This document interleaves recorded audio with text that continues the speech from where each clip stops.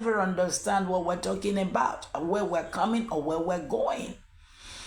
Mazi Nnamdi Kanu couldn't have been an IPOB alone. He would have been a lone tree. What is a lone tree? A tree that is alone in the forest. When a tree is alone, sometimes that tree might be, when it comes breeze, wind, the wind might come from there and blow in the tree, and the branches will keep on dangling from here, go to this place, go to that place, go to this place. And sometimes the fruit will be falling. And when the fruit fall, they get decayed. Sometimes the fruits will fall even when they are not ripe. So, what am I saying? He needed to have other trees by the side of him. And these trees will make him, to be protected by the wind. If the tree have gotten all the trees around, when it comes in the wind will not be able to blow the trees or the branches. The wind will not be able to make the branches to dangle anyhow, or the fruit falling anyhow, even while they are not ripe. So Mazi Nnamdi Kanu needed people to hold his hands, even when Moses was leading the children of Israel. Moses couldn't do it alone. He needed the children of Israel to hold his hands while he was holding up his staff. At a point, he was getting tired. And he needed the children of Israel, people that came to uphold his hands like this, so that Israel kept winning. Now, at a point, the father-in-law, Moses' father-in-law, instructed him, why don't you have leaders, group that will help you to judge the people of Israel? If you do it alone, you will get tired. And Moses have to create groups to help him to wait and to watch on the children of Israel to judge their cases.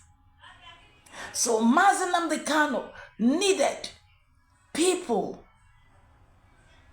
groups to lead the family he created with him.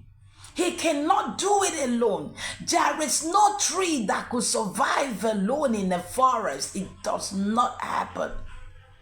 And that is exactly why he created and formed leadership inside the IPOB family that he named it. It is not supposed to be one. Now, IPOB have risen. IPOB has grown. IPOB has got millions of people, both home and abroad in diaspora. And while it grows like this, people are doing what? Oh, let us do contribution because we have a target. If IPOB does not have a target, what was the target? Biafra. Nobody would have answered. Nobody would have come. But because of the target, because of one thing, because of, they have a destination, Biafra. That is exactly why people, we're coming into IPOB, we're coming into IPOB, we're coming into IPOB. And now, we need to do something. We need to realize our target, our mission. And what happened? Let us contribute. You contribute 10 reais, you contribute $10, you contribute 100 yens, you contribute 10 euro, you contribute this one, contribute. And while the money is gathered together, that money has a destination. That money has a place it will go into. That money has got to be accounted for, even in the churches. If a pastor is collecting money and collecting money and collecting money, and that money does not have even in the church, they have accountability. They have secretary, they have a treasurer, they have financial secretary, they have elders, they have a chairman, they have all this. And then every money that comes into the church is accounted for, even though that after everything, they decide what to do with. Any church that do not have this kind of committees, they cannot survive. The pastor keeps on eating the money and eating the money alone while the people in the church are suffering. The money is gathered and it doesn't have a destination. And in this case, it is called an organization. It needs accountability, whereby you've gotten different kind of people, different kind of caliber, education and otherwise. You have doctors, you have engineers, you have nurses, you have businessmen, you have skilled workers, people that are doing all kinds of jobs. And while they contribute the money, they need to know where that money is going. They need to know what that money is used for, because there is omission. While IPOB was done what? Was created. One person could not have had millions of dollars. If one person should keep millions of dollars meant for an organization, there will be a fraud. There will not be accountability. You will not know where your money is going. You will not know what is done. You will be asking questions because you are afraid to ask questions. You will say, oh, we've been contributing money. When is Biafra coming? What are we doing to get Biafra? What are we doing? You will just be contributing without asking questions. Or when you ask the question, they will tell you to keep quiet. Or maybe the answer will be, I don't know.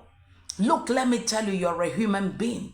There is no way you be in an organization and you ask question and you are shut up. They do not explain to you that you will like it. It cannot happen except you're a fool. Except you're a dummy, except you are a dummy. Then you contribute money and you don't ask questions.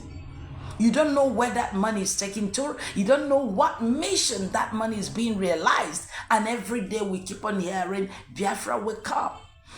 And people need to know when the Biafra is coming. People need to know what they are doing. Now, if one person keeps such a money, there will be fraud. And an organization, public. Let me come to Igbo. Kedife mean by organization that is public. Public Igbo. Ife ndị mmadụ rinne. Ife a na-eme with ọtụtụ ndị mmadụ. Ma onye ịma, ma onye na-ịmarọ, ma onye si Enugu, ma onye si Calabar, ma onye si obodo oyibo, fanche niile nọ n'ofu ebe. Na-eme ofufe fọmụ mkpokọta ọnọdụ si na-enwe onye afa na-enwele ife anyị chọrọ ime. Ife ọbụla ị na-atụta de ị ga na-agwafa. Ọ bụrụ na ị gwarọfa nsogbu ga-adị. Ọ bụrụ na ofu onye na-ejide ego ewetasi ego adị ekwu ife ego ebuta ebuli abụnye ofu onye ga-eli ego maka na enwere onye na-ajụ ese. So, nyabi ife adị na IPOB. I nwere ike ịjụ ese. I nwere ikike ịjụ ese. And ịjụ ese akọwala. So, otu akọdị. Gịnị na-ese ife a? Kedu ife na-emenụ? Biko na ụmụnne m. IPOB is real. IPOB dị very, very real. Mana ife menụ bụ na enwesili ife bụ ife dịbụrụ wrong inside of it. And that is why Mazi created the DOS. Which Mazi gwara anyị na this group DOS bụ the best. No chukwu kike abịa ma rọpụtalụ fa to give us Biafra. That the group that will realize Biafra for us.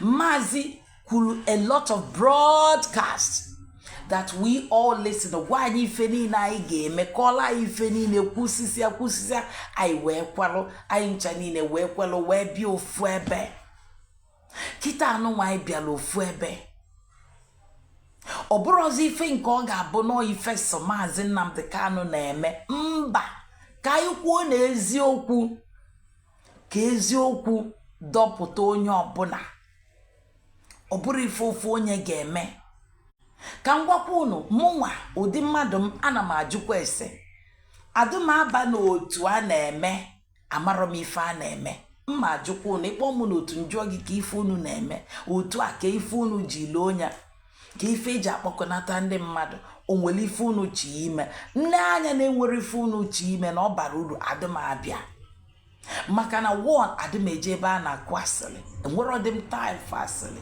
nwere ọdịm time for anybody ịkụ asịrị chakwa so ife a na-akụ eli ebe a onye pụta ọkwa especially from this 100 committee. Let me use that word. That word is not too bad. They call it errats. Why is it errats? Because I want to say something.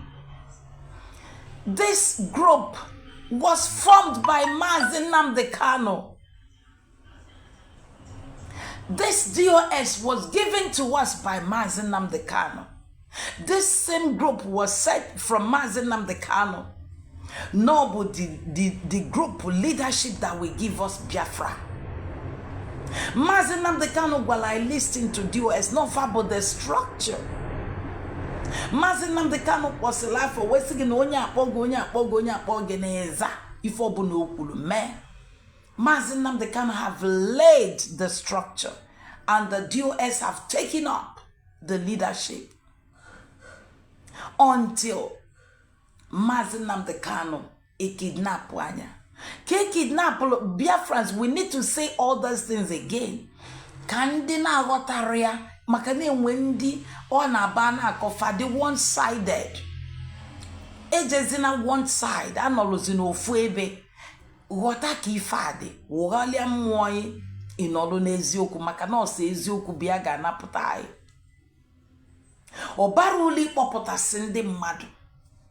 Igwasia ndị mmadụ ifefa ga-eme gwasia fifa ga-ekwu anọgidezikwa apụkwa n'ife anwụ egwu after igbusisili ndị mmadụ people na-anwụ na-atọrọ na-eme apụtakwa akọbakwa ife ọzọ n'ife anyị na-ekwu bụ na ka ekidnapụrụ Mazi emelụ ka anyị malụ ebido bebe DOS ebubo ana ebo DOS no bofa le Mazi no bofa melonka no bofa bu leadership na fa kwesịrị ma no fama mana emesigo di ife niile ebubo niile ebolu DOS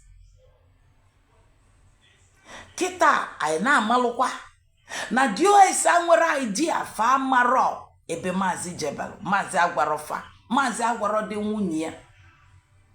nwunye ya maro mana enwelu ndị mmanụ mana enwelu ndị ya na ya na-abụ nọ rapụzi ije ejel rapụzi ebe anwa ayada akọde rapụbe anwa anyị ma ife melụnụ mana ka anyị rapụgodu de ka anyị kwugodu nke bụ okwu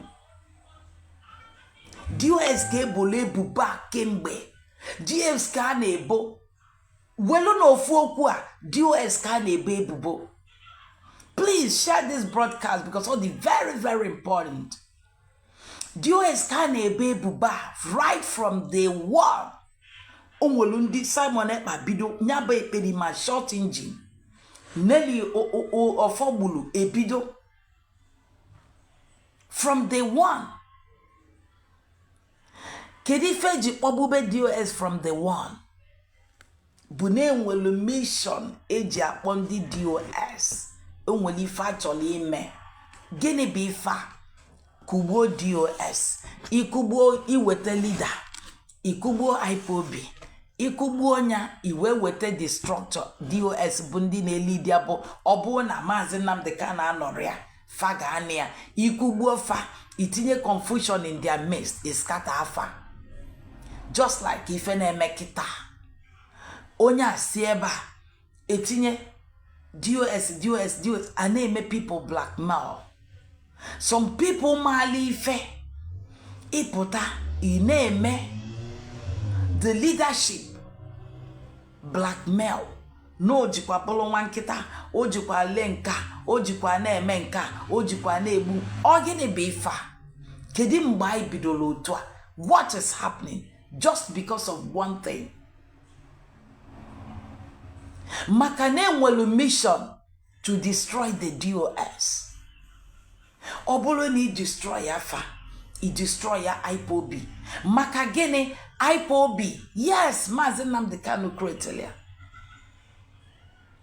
Headed by the leadership, which Mazi Nnamdi Kanu is the leadership with DOS. Mana kemgbe ejidelia, DOS amarebono. Ogwarofa, kedu onye ogwalo ụmụnne ya. Kedu onye ogwalo Kanu takanu, ofu Kanu takanu a. Aloye ejimako. Maka na mgbe ejidelo Mazi, aloye ejimako. Na Kanu takanu no na tweet. Kanu takanu no na Twitter Mazi Nnamdi Kanu. Ana onye ejikwa Mazi mana ọ na tweet on it. Nyana aloye ejimako ana akolo slangs fa.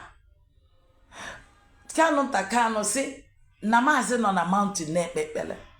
Kezi feji we mesi feni na. Ewe bula asini na we budo ndi DOS. Makana mgbe ejide Mazi, gini melo, ego kalia, ego kampa, Kanu takanu cholo, inodo n'ọnọdụ Mazi Nnamdi Kanu. Ka ọ bụrụ ọnụ na-ekwunu, ka Mazi Nnamdi Kanu si ekwu, maybe onye direction, onye ọbụla aza. DOS ekworo, wesi na fab leadership. Two captains ara nọ n'ofu ụgbọ. Ego wekalia, ego adịfa n'aka nne na ya anya kosi na ogini ka aba afia. Kanu takanu fabula ego niile kuchia. Onwere ego ndị DOS ji alụ ọlụ. Onwere ego eji enye granite to ndị nọ n'ọfịa. Tundawa na-agụ akwụkwọ nwere ebe esi enyefe ife. Ụkọta wee kalịa. Fabidozi achọba how to boost and lift up the organization. Ka organization dada na refa. Wee na-achọzi ka esi wee ka Mazi si wee daba na naba ọnya. Ka esi wee bulu Mazi. Ajụkwalụ Kanu takanu okwu kwetara. Kedi onye si na ya ka anụrụ eziokwu pụta kita na-achọkwa onye ọ ga-asị na-asị ya DOS asị ya biko no when you see a spade onye spade maka na onye ga-aza anyị na this struggle na ani Igbo ife ga-aza anyị bụ eziokwu maka na eziokwu ka ndị nna anyị fa na nna anyị fa ndị mgbe ochie ji wee bili eziokwu ka eji malụ ndị Igbo ejiro nganga ọjọọ wee malụ ndị Igbo nyabụ ife IPOB chọrọ ime nyabụ ife IPOB chọrọ iwebatakwa ọzọ na ani Igbo ka ani Igbo ga-esi wee dị mma so ife ọbụla bụ ntụ na IPOB ewepịa otega anyị tabala afụfụ anyị chọrọ ikpopụ ntụ na ani Igbo ka IPOB ndị Igbo bịakwa ka fade na gboo maka na ife mebigo na bai. Mazi Nnamdi Kanu bụ onye bidolia say that IPOB is whiter than snow. We are whiter than white. Ọkwa ife ọgbara anyị. Anyị ncha wee kwalụ na IPOB you must live a good life.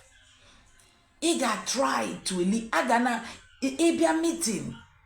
Imam Korobish maka na mụnwa anyị na-eje nzukọ Imam kwuru onwere ụdị akwụkwọ ị ga-akọta asị gị no kwụsị ebe a onwere ụdị omume ịma mme asị gị no emena nka rapasili niile a ụmụ irata. That's why I will still use this word because anụgidego m ntị nya ka m bịalụ is part of what I'm gonna address today. What is happening? What dignity do you women or you men have? What dignity? Kedi respect. Kedi nogu unuwel. Nwada pụta na akọyọli ọnụ. Nwa ikolobịa ga-eji gamba. Ọ ga-abụ otu ndị Fulani pụta kịta. Ju na ala Igbo akpọ gị ikike pụta bịa kwa mgbọ dịka ndị kwalụ mgbọ mgbe anwa na Biafra land. Hey! Ife mebie. Nyaka ụmụazị ụmụ okolo kịta apụta na ebe a pụta na midia fa na-akọ yo. Ndị ụmụ nwaanyị apụta unu fụkwala ụmụ nwaanyị oge Biafra war. Dịcha serious. Malifefa na-eme. Nyaka ị ga-apụta kịta ị na-akọ tu. Ọ gịnị na-eme? Kedu mgbe o ji lugbo otu a? IPOB, all the holy. IPOB abụrụ terrorist organization. Ọ ka Mazi Nnamdi Kanu si create anya wee nyefe anyị n'aka. Na Mazi Nnamdi Kanu anọrọ ya n'ụlọ n'ime nga. DOS takes up the leadership and the fan eme ọfụma ma na-ewegoro ntụ na aghụghọ wee buchie firu. Kemgbe ebuola onye isi ewelu ntụ na aghụghọ wee bunye DOS n'isi. DOS wee na-anọ kemgbe a ka fadọpụta onwefa na aghụghọ niile anwụ ebolufa na ori niile ebolufa na ile maazi niile ebolufa. Kịta ka the stupid aloye ejimako ọ bụ ajọ ife. Kedu ụdị lọya ịbụ?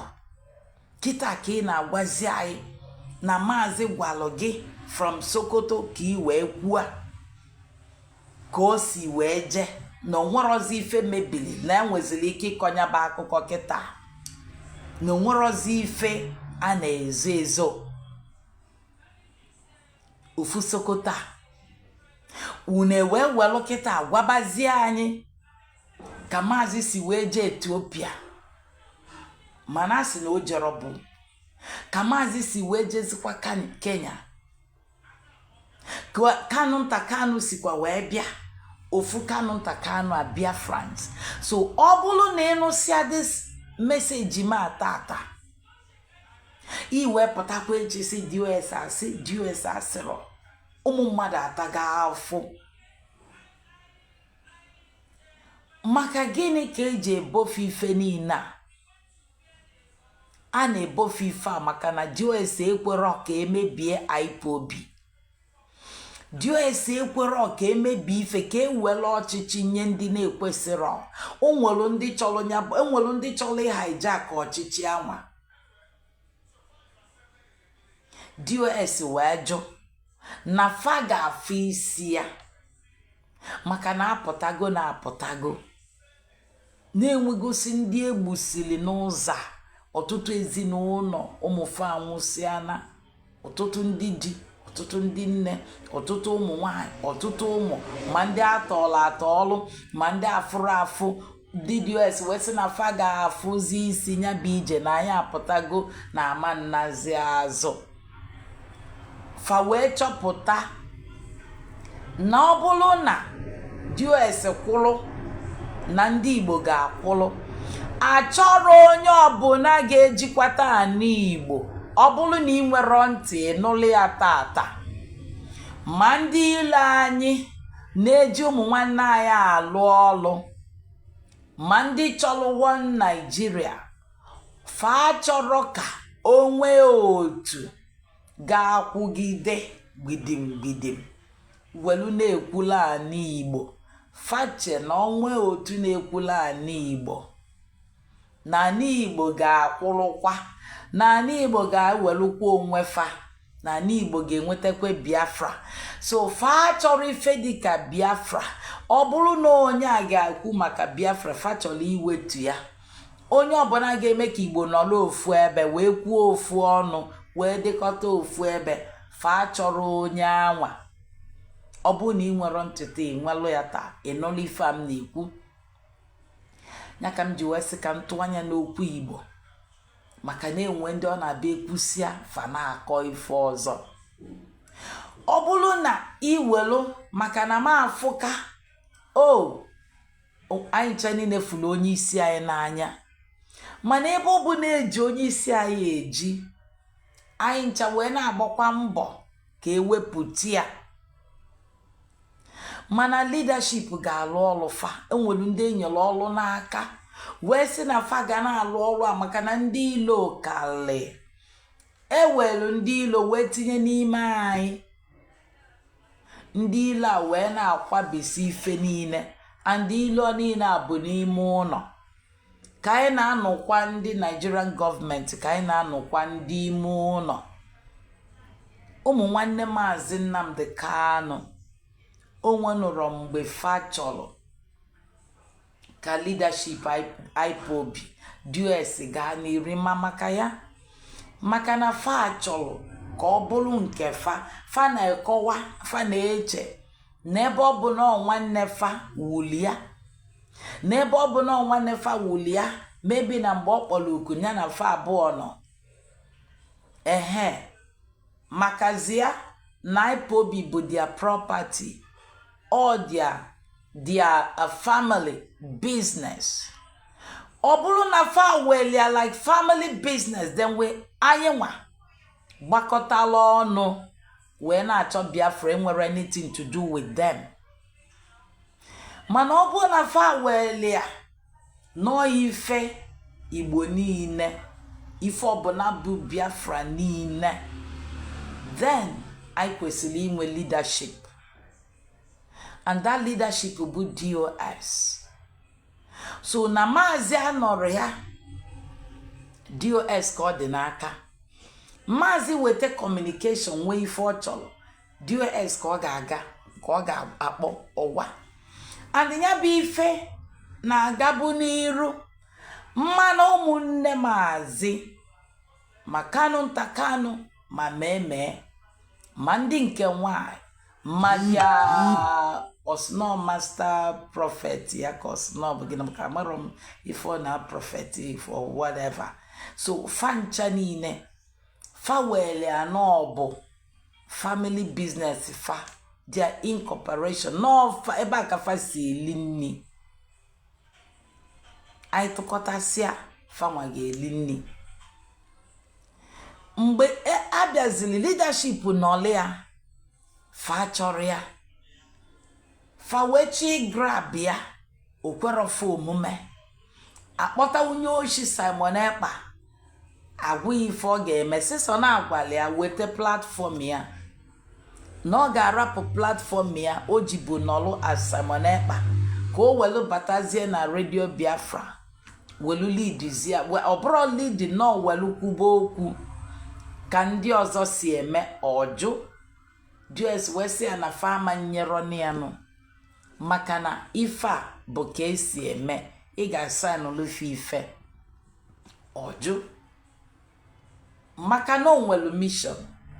What you don't know is bigger than you. Nyabo slangs onye oshi anwa mgbe niile anwa ọ na-ekwu ife a mpụtakwa n'iru mbedo mba akwụkwọ a na-agwa ụmụnne m okwu anwa dị omimi unu amakwa ife okwu anwa lo na okwu anwa dị omimi maka na enwere ife ọma unu amara onye dili ozi ọ na-agwakwa unu na ya na Mazi Nnamdi Kanu na-ekwu nya na alo ejima ka gbaligide ife niile afa gbalide wee gbaa onwe fa na akwụkwọ Biafrans ọ na-enwere ife unu na-echeta ọ na-enwere ife unu na-afụ aifụkwa fa kpaligide onwe fa kpaligide ka fa si je na nke gọvanọ Mba ka esi anata ego na ndị fa natala ego ọ dịka fa ga onye oshi a ga-ebutu aloi ka ọ kọọ onye ọnụ ka ọ kọpụta ife ọjọọ niile fa melụ amekọrọ ọnụ na nke o melụ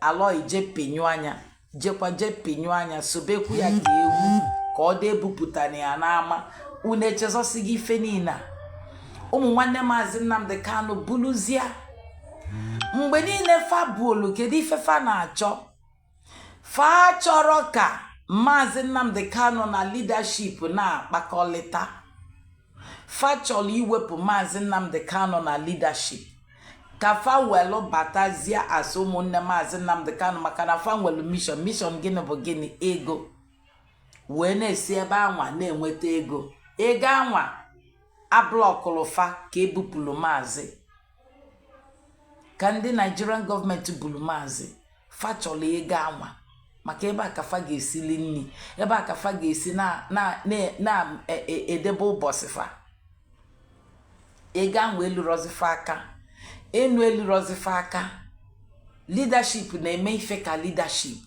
iwe wee bọbafa fa wee na-anụ na planụ na-atakọ ife ọjọọ ka fa ga-esi bịa edunyezie esi tru Simon Ekpa onye oshi anwa fa wetinye piam welu na-achụ DOS kemgbe anwa wee tinye autopilot niile o mesịrị ụnụ ncha niile n'iru wee sizia n'ọzi autopilot ka fa nọ welu mgbusibe wee welu autopilot gbube merigide Biafra land kedu ndị nọ na-azọ Mazi Nnamdi Kanu ọ bụ na ị nwere ntị taa n'ụlefa ọkwa DOS adọgide ma no na ekperi ma nke a na-egbu mmadụ na-enye ọda mgbe o butalụ Kanu mgbe o butalụ ụgbọ mmiri o ji egbusisi ndị mmadụ mgbe niile ndị otu ya niile ọkpọkọnatachalụ si na fa bụ Biafran Army Liberation ndị otu ya ndị ọjọọ niile ọ na-eyuzu na-egbusisi ndị mmadụ na-atasị anụ ndị mmadụ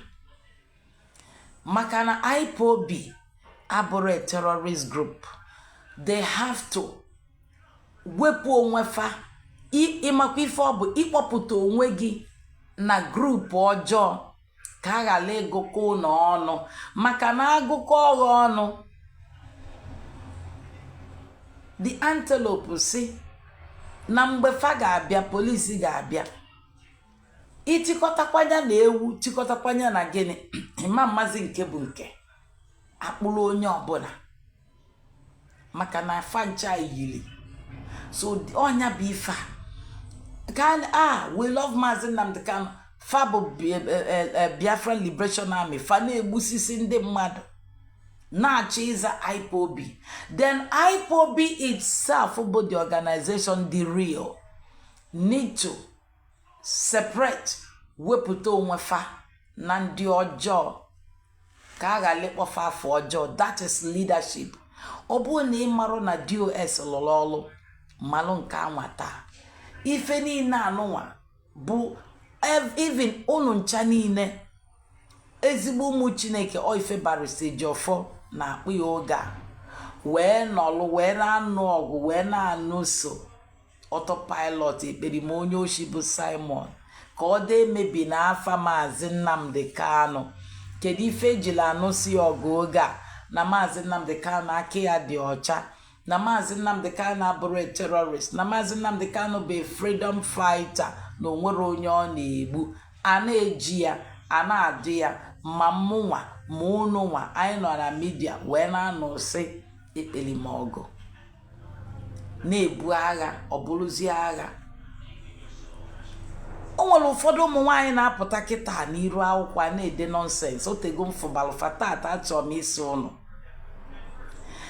amasị m ụnụ ncha niile unu nwere ike ụnụ amarọ m mana ama m ụnụ onwe nke si na ya bụ ifi ọnwụ biko onwere nke na-asị na osino Juliet Anabok fancha niile nọsịrị n'autopilot fancha bụsịrị conk autopilot with Azuka Madam Azuka na America o fancha niile lụla anan nsi a na-esi taa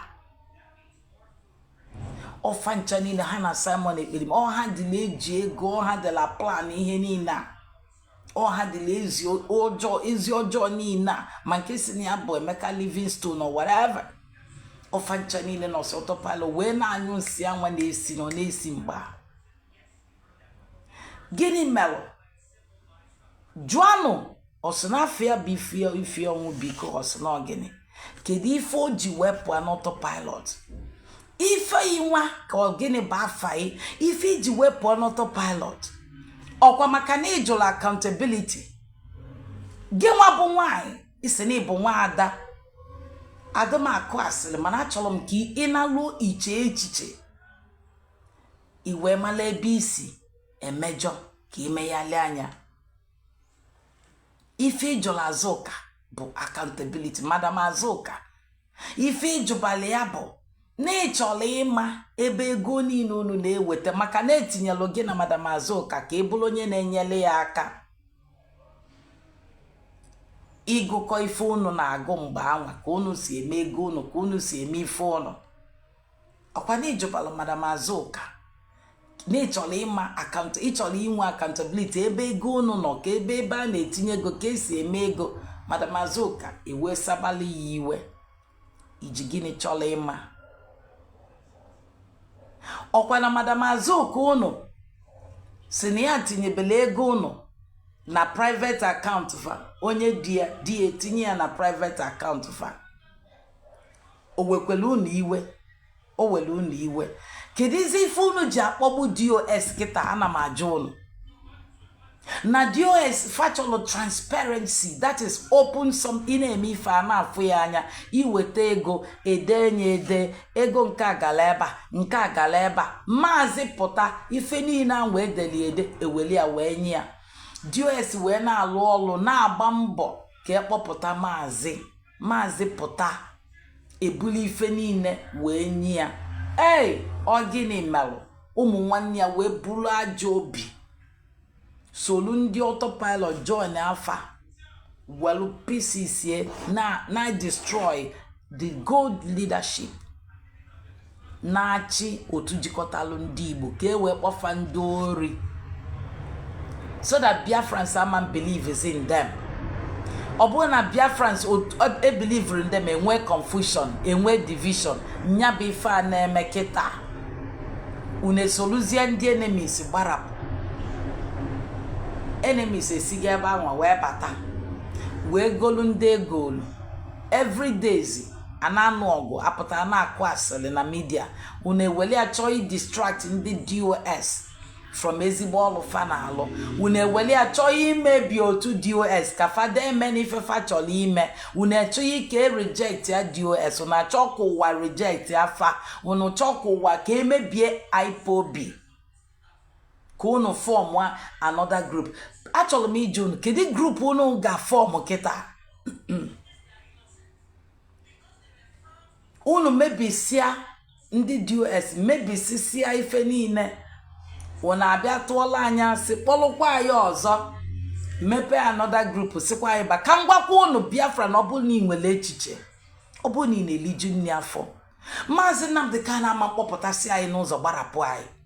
Ọ kpọpụtasị anyị, gwasị anyị ife niile anyị kwesịrị ịma, ife niile anyị ga-eme.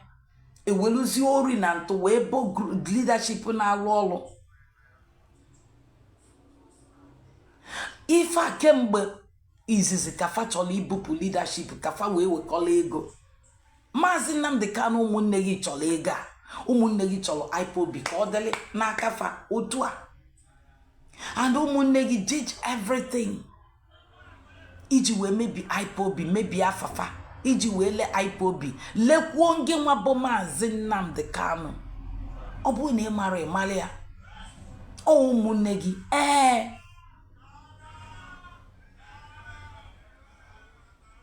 ofu nne na-amụ, mana ọ bụrụ ofu Chineke. Onye ọbụla nwere ofu Chukwu kere, mana agwa onye ọbụla o nwere onye decide ya obili ụdị ndị ọchọ. Fa nwere ike ịbụ ụmụnne gị, maka ndị na-asị na kedu onye ga-alọvụ gị karịa ụmụnne gị. Mazi Nnamdi Kanu, ọ bụrụ na ị mara na Biafrans fụrụ gị n'anya, na DOS fụrụ gị n'anya, ọ bụrụ na ị mara ka anyị si fụ gị n'anya, ị malụ na ịma mmazi ọzọ. Ọ bụrụ na ịma ka ụwa si bee akwa, ụmụ mmadụ si bee akwa, enwe ndị nwere BP, blood pressure, mgbe ejidere ụmụ ndị na-eri ha only for 3 months, enwe ndị na-eri ha 2. It was a great shock because of the love anyị nwere ebe ị nọ. Kedu ife iji wee gaa n'ọlụ kwelu ka ụmụnne gị wepụta gị n'ebe ndị nwere ike ịzọ gị nọ? Ịma na freedom fighter ara eje nga, aka gị dị ọcha. Which Nigerian Court of Appeal one of the highest court after that court or Bulu Supreme Court. Mazi Nnamdi Kanu enyego give freedom, discharged and acquitted by ezigbo lawyer inwalo. Ka m kwulukwa ebe a ka m wee batakwa ọzọ mmesikwa mbịakwa ebe a. Enyelu gị lawyer bụ Barrister Ejiofor. O nwere mgbe nwunye Mazi Nnamdi Kanu mere interview bụ by Lolo Nneka. Kedu ife o ji mia interview anwa? Ife o ji mia the interview bụ na akụkọ ọkali ọtụtụ asịrị ogbe ọnụ. Ụmụnne Mazi Nnamdi Kanu na-ede rubbish ejikwalụkwụ Barrister Ejiofor ụgwọ nke akwụrụ ya nke Barrister Ejiofor nwere mgbe o mere unu challenge kemgbe unu chụpụrụ ya. Ọ nọrọ onwe ya ọkwa unu na-achị ya. Unu kwubia kọba asịrị ka unu si kwụ ya nka ka unu si kwụ ya nka. Biafrans are they worried. So na-akwụrụ ya ụgwọ ndị kwuo nka ndị kwuo nka. Nwoke mmadụ wee sị ka ya bịa zala ọnụ ya ka unu debozi n'ife ya emerọ ka ya ka ọnụ ka o si wee mee maka na Biafrans si na fa chọrọ ịma. Nwoke mmadụ Barrister Ejiofor bịa kọwa akọbakwa ya ọnụ. Lolo Nneka ka kọgide maka na Lolo Nneka abụrụ IPOB kpọrọ ya. Ọkwa ụmụ nwanne Mazi Nnamdi Kanu mere invite na ndị Avid Fama na ndị otufa. Ọkwa unu nwa mere invite ka ọ bịa solu unu jebe court ya na ndị DOS ara work. Ọkwa unu nwa kpọrọ ya maka ọlụ gasị na bịa ezigbo nwaada. It doesn't matter ụdị ihe ọ bụ ezigbo nwaada.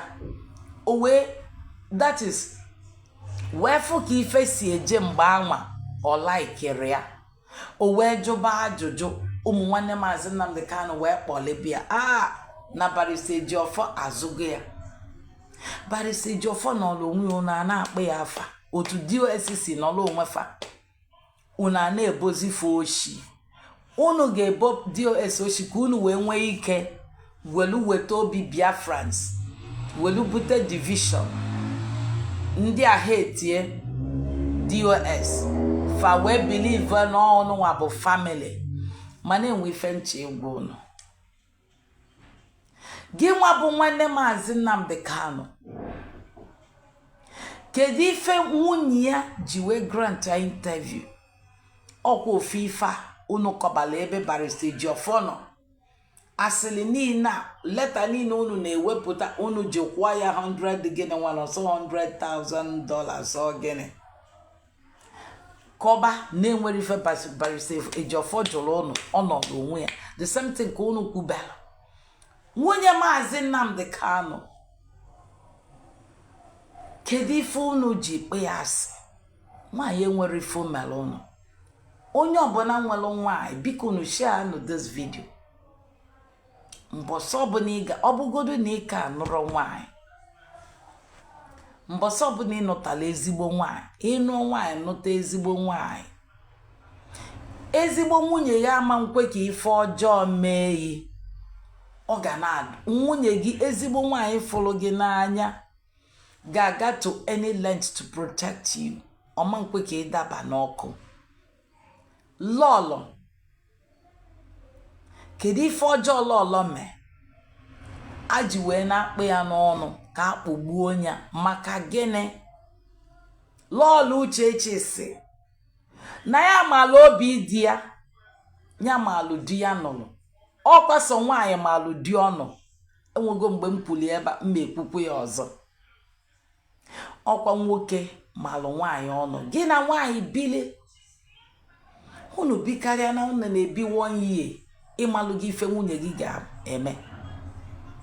Ịmalụgo ma nwunye gị afụrụ gị n'anya ma ọ fụrụ gị ka o si ene ya anya ị ga-ama. Ka o si etinyela ini ọ fụrụ gị n'anya maka ego ị ga-ama. Ọ bụ na ọ na-eme pretend ị ga-ama. nwaanyị gị nụrụ anọ gị na ya dina n'ofu bed ma ndị na-ege m ntị n'aka anụrụ nwaanyị ịnụ nwaanyị mbọsị ịnụrụ nwaanyị ị ga-aghọta ife a m na-ekwu ọ bụrụ na ike anụrụ di mbọsị ịnụrụ di ị ga-aghọta ife a m na-ekwu gị na di gị dinalụ unu na-eku ofu ume mbọsị ọbụla ịnụrụ ara nwunye gị gị na ya na-abụ ọtọmatikali dịka Chukwu si wee kwuo na-abụlụgo ofu arụ ofu blood ofu onye ife ọbụla na-eme di na-eme nwaanyị ọgwụna ma nwaanyị anwa achọla ịkpaga agwa ọjọọ ọ bụrụ na ọ bụrụ ezigbo mmadụ mana nwaanyị anwa bụrụ ezigbo mmadụ ọma nkwe ka mmiri maa gị n'ilo ọ ga-ebuli o nwere ebe ọma ntinye ọkpa ọ bụrụkwa n'ife ọjọọ ọma ntikwa ọkpa n'ife ọjọọ ọ bụrụ na ọ dị anya na ọ ga na-aga na be nne ya na-ebute nri ka gị na ya na-abụ na-eli ruo mgbe gị nwa bụ nwoke aka ga-adị gị mma ịkpataba ego ị ga-eji nye ezinụlọ gị nri nwaanyị anwa ọ ga-arapụ ebe niile jee ebe nne ya jee ebe ụmụnne ya bute nri jee yọọ mami ya nri mami ya akpakọnye ya nri o buteli di ya o sie di ya anya na di ya erie ka di ya wee dị ndụ ọ ife nwunye Maazị Nnamdi Kanu mee na ọdahanụ onwe lọya ịkpọ lọya maka na ụmụ nwanne ya chọrọ ịkpọpụta Maazị Nnamdi Kanu n'aka nwunye ya kafa wee lagbuo ya kafa wee lee ya ka Judas si wee lee Kraịst maka na fa chọrọ ego nye melụ fa ji wee kụpụ nwunye ya n'ụzọ afta nne na nna fa nwụsịrị ọzi fanwa nwezi ụlọ they have to remove her n'akụkụ kafa wee nwee ike nwee Maazị Nnamdi Kanu ebe fa chọrọ ya wee kwụọ anya kafa si wee chọọ nwunye ya wee sị mba fa wee kpọ nwunye ya asị maka na ọ dị ekwe n'ife fa na-ekwu maka na ọ dị ekweta na atụmatụ fa na-atụ na agwa fa na-akpa ọ chọrọ ya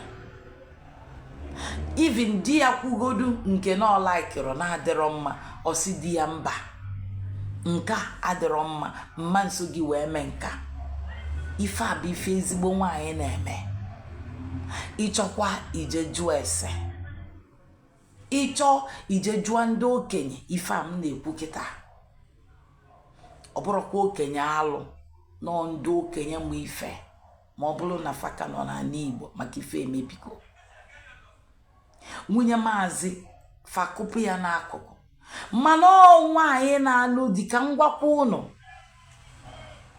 ọ bụrụ na ọ na London ka eji Maazị Nnamdi Kanu ụmụ nwanne ya amambịakwulu n'iru na-eme ife afa na-eme taa mba ọ nwunye Maazị Nnamdi Kanu ka ga na-eme ife niile ọ bụrụ na fab nọ London ma ọ nọlụ America ma ọ nọlụ obodo ọzọ na-abụrụ Naijiria ka ngwakwa ụnụ onye gọọmenti ga na-akpọ onye ọbụla onye a ga na-akpọ enidie onye ga-abịa nọchite anya Maazị Nnamdi Kanu ọkwa nwunye ya nyanwa bụ the direct kin that is anụ arụ ya awepụ Maazị Nnamdi Kanu as long as ọ dị mma ya ife o ji wee dị otu a maka na o melụ na ana Nigeria na-enwero law na amarọ their left and right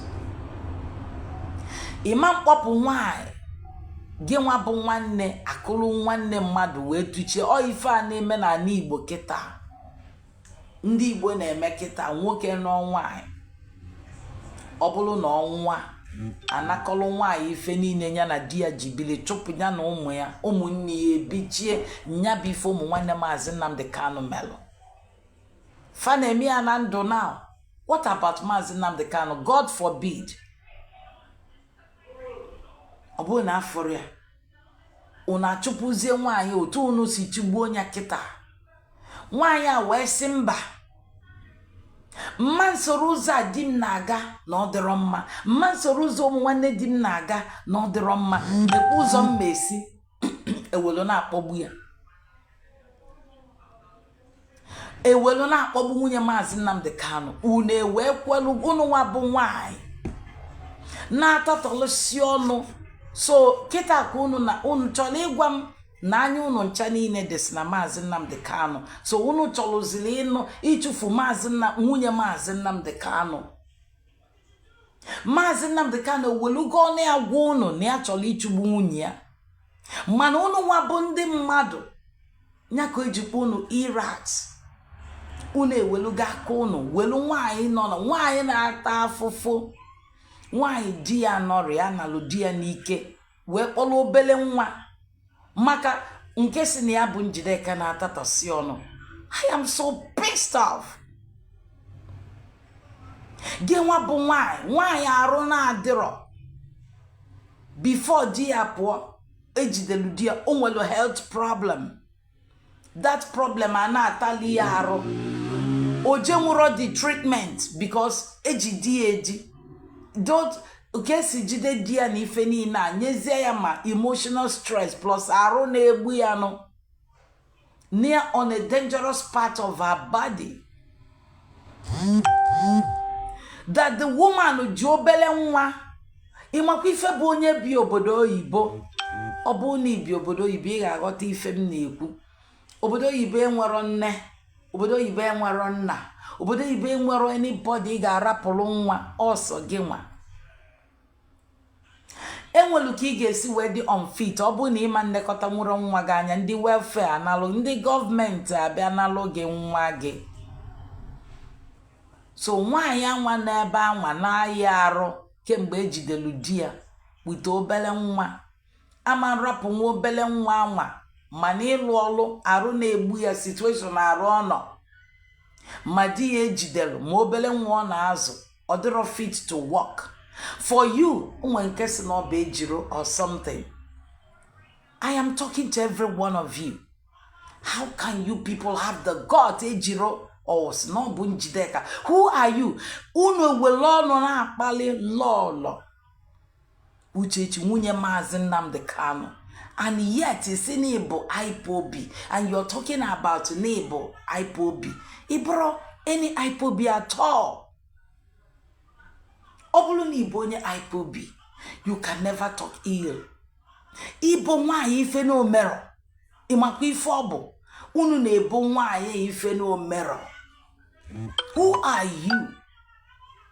Ngi wana ebo nwaanyị ebubo. Are you innocent? Igbo sent. How many men have you slept? Before and now. Even as one boy. Or before Nnamdi. Or gi onye nulu di. Swear. Yes, n'aka gị dọcha. Ida alarụ nwoke ọzọ. Na abụrụ di. Who are you? What have Lord Uchechi done? Una akpọgidego nwaanyị akpọgidego unu kpọsịkwa anya ọ dị elu ya na-arụ. Nwaanyị a na-emekwa ifu na-azọkwa di ya. Nya ife unu chọrọ bụ unu chọrọ ịkpọgbu Mazi Nnamdi Kanu ka unu kpọrụzie ya n'ụba ka unu chụpụzie nwunye ya. Anya unu ncha niile dị na Mazi Nnamdi Kanu. So unu bulu ụzọ na-divorce nwunye ya kịta na-separate ya achụ nwunye ya kịta na-achụ ya ka unu ncha niile wee nọchi maka aka unu adịrọ ọcha because okwu ọlụ unu niile gosili na aka unu adịrọ ọcha. Ka nwunye Mazi Nnamdi Kanu ji wee sị na unu bụ flying monkeys. Is it not true? Onya na-ewu unu. When you have seen the truth, the truth bend the anya down. Because of what? Onye waloge that now the leadership expelled Mazi Nnamdi Kanu.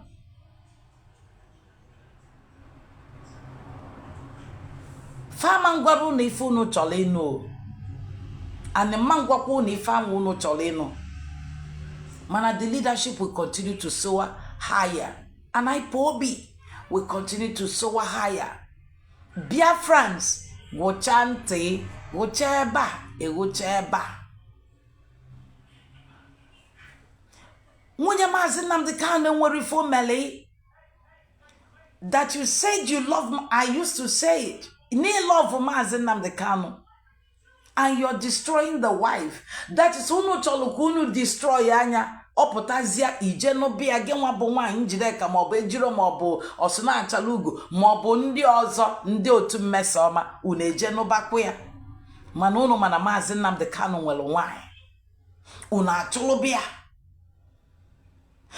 nya mere unu ji achụgbu nwunye ya kịta ka unu chụgbuo ya. Gị nwa bụ ụmụ nwanne Mazi Nnamdi Kanu ịchụsigo nwunye nke ị na-anụ anụ unu bulu nwunye nke unu na-adọba unu ebulu nke nwunye Mazi Nnamdi Kanu ka unu chufuo maka unu chọrọ iji Mazi Nnamdi Kanu ka ọ bụrụ enterprise unu ka ọ bụrụ money minting machine unu na-arọnye isi unu tinye ebe a unu etinye ebe a maka na ọkụ unu si wee lụgide ọgụ gị nwa bụ Emmanuel Kanu Kanu unu nche Aloye Ejimaka unu wee lụgide wee jede petition against Barrister Ejiofor.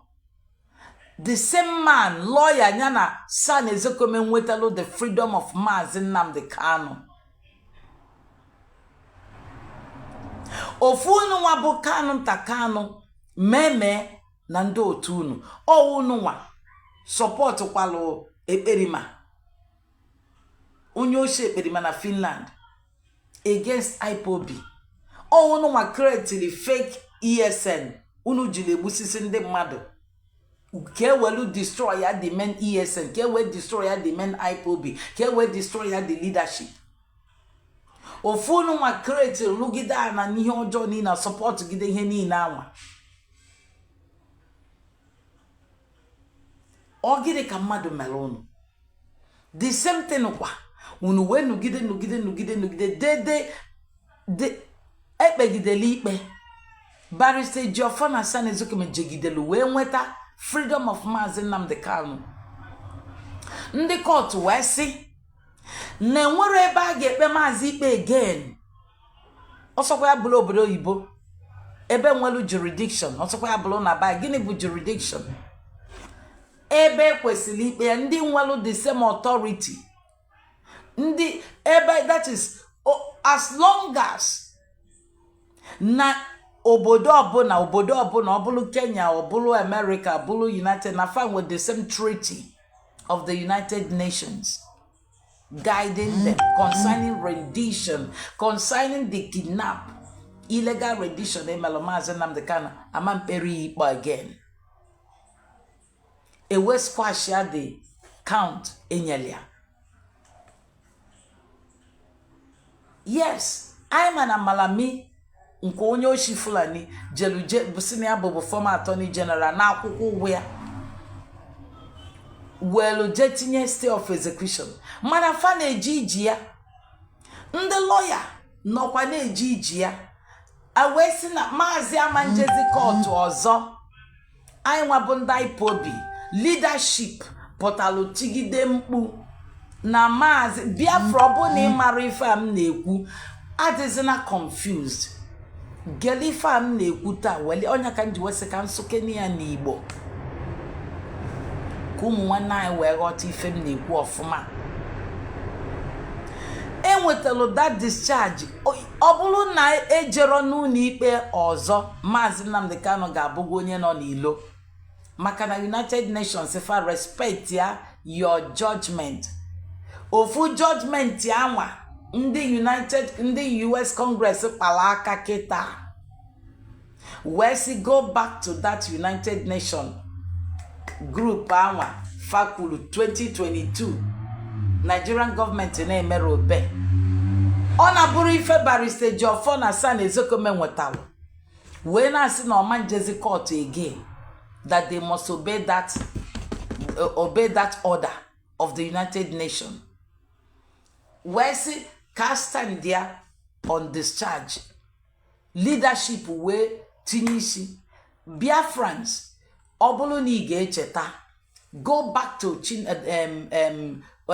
Mazi Sanwo-Oru's broadcast last year, throughout last year, beginning of last year, both 2025 and throughout of 2024. Sanwo-Oru begidalo neti Biafrans ha tokwala na onye isi nga ha atụkwala na onye isi nga o. Ụmụ nwanne Mazi Nnamdi Kanu atụkwala na onye isi nga o. Na onye isi ga-akwa ịga nga ma ọ bụrụ na ha laghachi court maka lawyer Ejimakor na ụmụnne Mazi Nnamdi Kanu gara de petition against Ejimakor na against Barrister Ejiofor wee welu that case bulu ya je jide Mazi kọlụ Mazi asịlị sign out Ezekome kọlụ Mazi asịlị na Mazi sign Ezekome je nalụ ndị Nigerian government order enyere ya unu ewechezo na San Ezekome nwere mgbe ọ bụ member of IPOB na ọ bụ Nigerian San onye nyekwala award before mmanụ o believe in human right, o believe in self-determination. Ọ sị gị ọ bụrụ na ọ na-ekwere ka ife a dị otu unu nyefa self-determination that all they allowed because of his human rights activities and his words and that is his capacity of saying the truth. Mazi Nnamdi Kanu may accept because honor in tune of what IPOB wants. And will he also a lawyer now work hand in hand with onye eji na onye na represent onye eji kedu onye bụ family onye eji ọ bụrụ na onye eji nwalụ nwanyị na Brazil ka ngwa gị ọ bụrụ na eji mmadụ eji onye anwa nọ nga na Brazil ije nga na Brazil ọ bụrụ na ị nwelụ nwanyị o nwere onye ọzọ ga-eje da nwunye gị ga-eje nwunye gị luta odeni ya bụ nwunye gị o were akwụkwọ fadebe gosili na ọ bụ nwunye gị. Ọ bụrụ na oyi gị nwanyị o je tinye na ya bụ oyi gị nwanyị welukwa akwụkwọ ya gosi na ya bụ oyi gị nwanyị enye gị ya imenya prove isifa yes ọ nwunye m maka ọ debega akwụkwọ ya. Nwunye gị anwa bụ onye a ga na-agwa ife niile nya ga na-aga afọ gị nya ga-akpọ lọya nya na lọya ga-ekwu nya o nwere onye ọzọ. And ọ bụrụ na lọya adịghị ya satisfaction ọ chọọ o chenji onye ọzọ. Ọ bụrụ na lọya gasịa afụ di ya o nyere ya feedback bịa ọ bụrụ na ịghọtara ife a m na-ekwu ịma na ịma nghọta ya ọzọ gee ntị ka ịghọta ma ife m na-akọwa. Ọ bụrụ na lawyer je fu di gị je prepare by his case ọ prepare sia case ya ọ bịa na gị nwa bụ nwunye ya o gosi gị ife o melụ gị na ya na-aba analyze anya ọ ka esi eme ịghọta ife ọ na-eme iwesia oke ọ dị oke ngwa jebezia o jekwa court ọ nata ife metalụ na court ngị nwa bụ onye izizi ọ ga-apụta megịnị kọọlụ ife galụ na gwazia gị the next move gwakwa gị pụta o nwere onye ọzọ. Ọ bụzia na ị chọrọ na ịma nganwu inwezi ike si isizie your mother ma ọ bụrụ na ị nwelụ nne ma ọ na ị nwelụ nna ma nwanne di gị biko na ife dị otu a meelụ m. Ọ bụrụ nwanne gị ka a ga-aga kpọ ebe ọ bụ na nwanne gị ga na-eso nwunye gị n'azụ otu a ka ọ dị n'obodo oyibo. Nwanne gị ga na-eso nwunye gị n'azụ eweta akwụkwọ ebunye nwunye gị. Nwunye gị bụ onye ga-asign ọ bụrụ dị nwanne ihe nwanne gị ga na-eme bụ ị na-help accompany that is ị na-eduga nwunye ya ka e wee na-ama ọnọdụ nwanne ya otu a ka esi eme. So ọ bụrụ na lawyer Mazi Nnamdi Kanu ma ndị mbụ ma ndị mgbe aha ugbu a na-abụ fagasia court fanata for hide information from nwunye Mazi Nnamdi Kanu. Ọ bụrụ na ha na-eme otu a dịka nwunye Mazi Nnamdi kọwalụ ọ bụ ife ọjọọ ọ dịrọ mma mụnwa ịma mmemme ya maka na ọ dị m ka ọ bụ ọmụnwa na lọya di m lọya mkpọtalụ di m.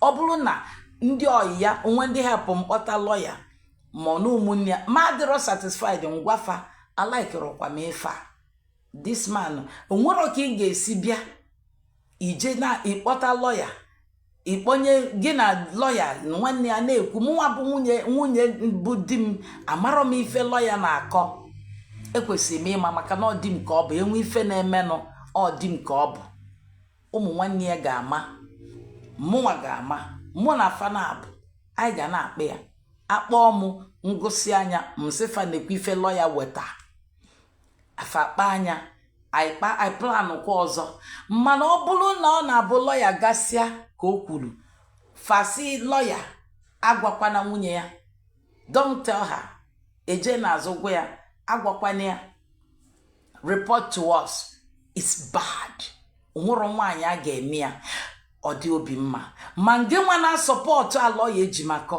ma ngị nọ na-atọ ọkụ rubbish trash esi na ọ bụ Njideka ọ bụ na ejiro that last broadcast you did, I don't think you are indeed a loving wife. Obuluna ifulu digi n'anya, true as a wife. Mmadu megi nya bife ma ụmụnne digi.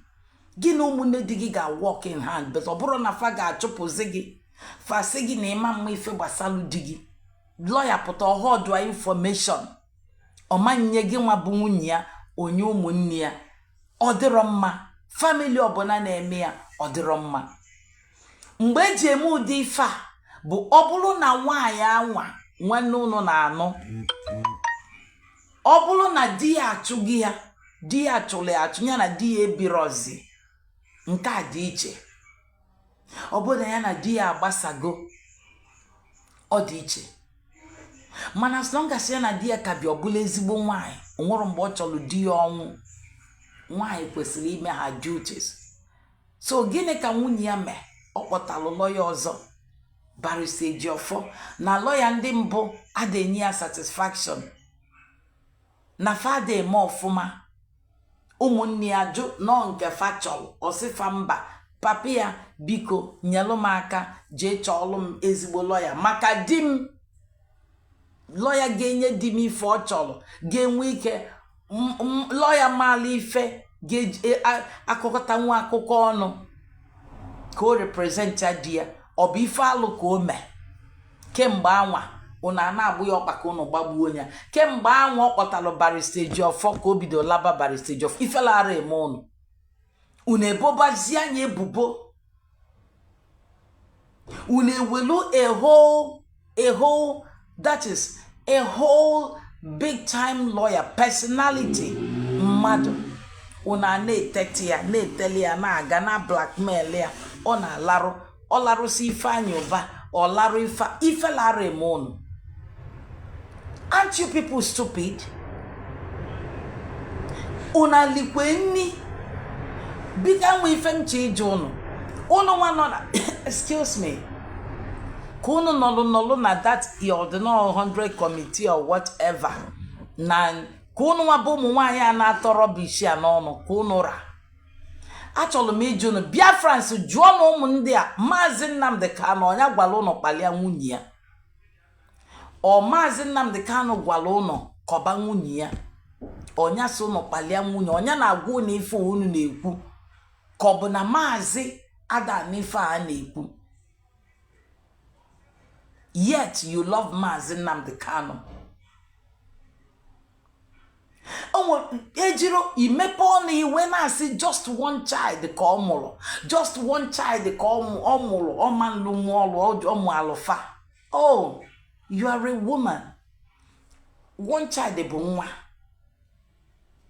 Ka m rapụzie ebe a mana ọ na-ewuta m. Ife o ji ewuta m bụ ife unu na-eme nwaanyị a achọrọ m igwe unu taa unu kwụsị and gị bụ onye Biafra na-anụ onu m taa.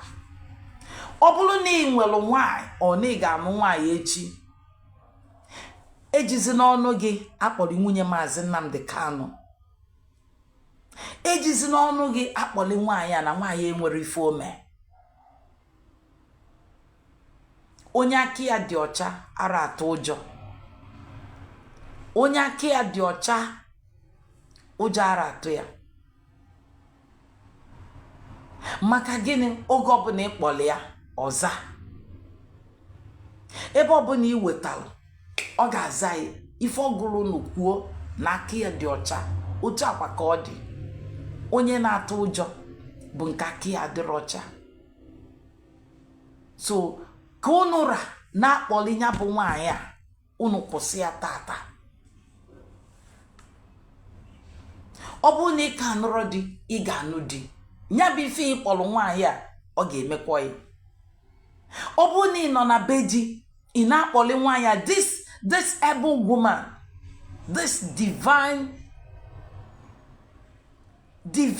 wife chukwu okike abịa ma welu wee nye Mazi Nnamdi Kanu ka unu na-achọ ịkpọgbu this nwaanyị ezigbo nwaanyị o welu nye anyị for Biafran unu chọrọ ka nwunye Mazi Nnamdi Kanu bụrụ nwunye Remi Tinubu unu chọrọ ka ọ na-asọpọtụ di ya maka na a lot of people na-ajụ gịnị ka nwunye Tinubu na-eme ọkwọ sị na ọ bụ pastọ ofu ajụjụ a ụwa na-ajụ ọkwọ sị na ọ bụ pastọ ọ na ọfụrụ ife di ya na-eme ọ na ọma ngwa di okwu kedu ihe o kwuru enwego ndị si nwaanyị ibefa ọ na ọfụrụ ụmụ ndị ọzọ eji nwunye Mazi Nnamdi Kanu achọrọ ịdị ka Remi Tinubu ịbụla ezigbo nwaanyị ịdọdi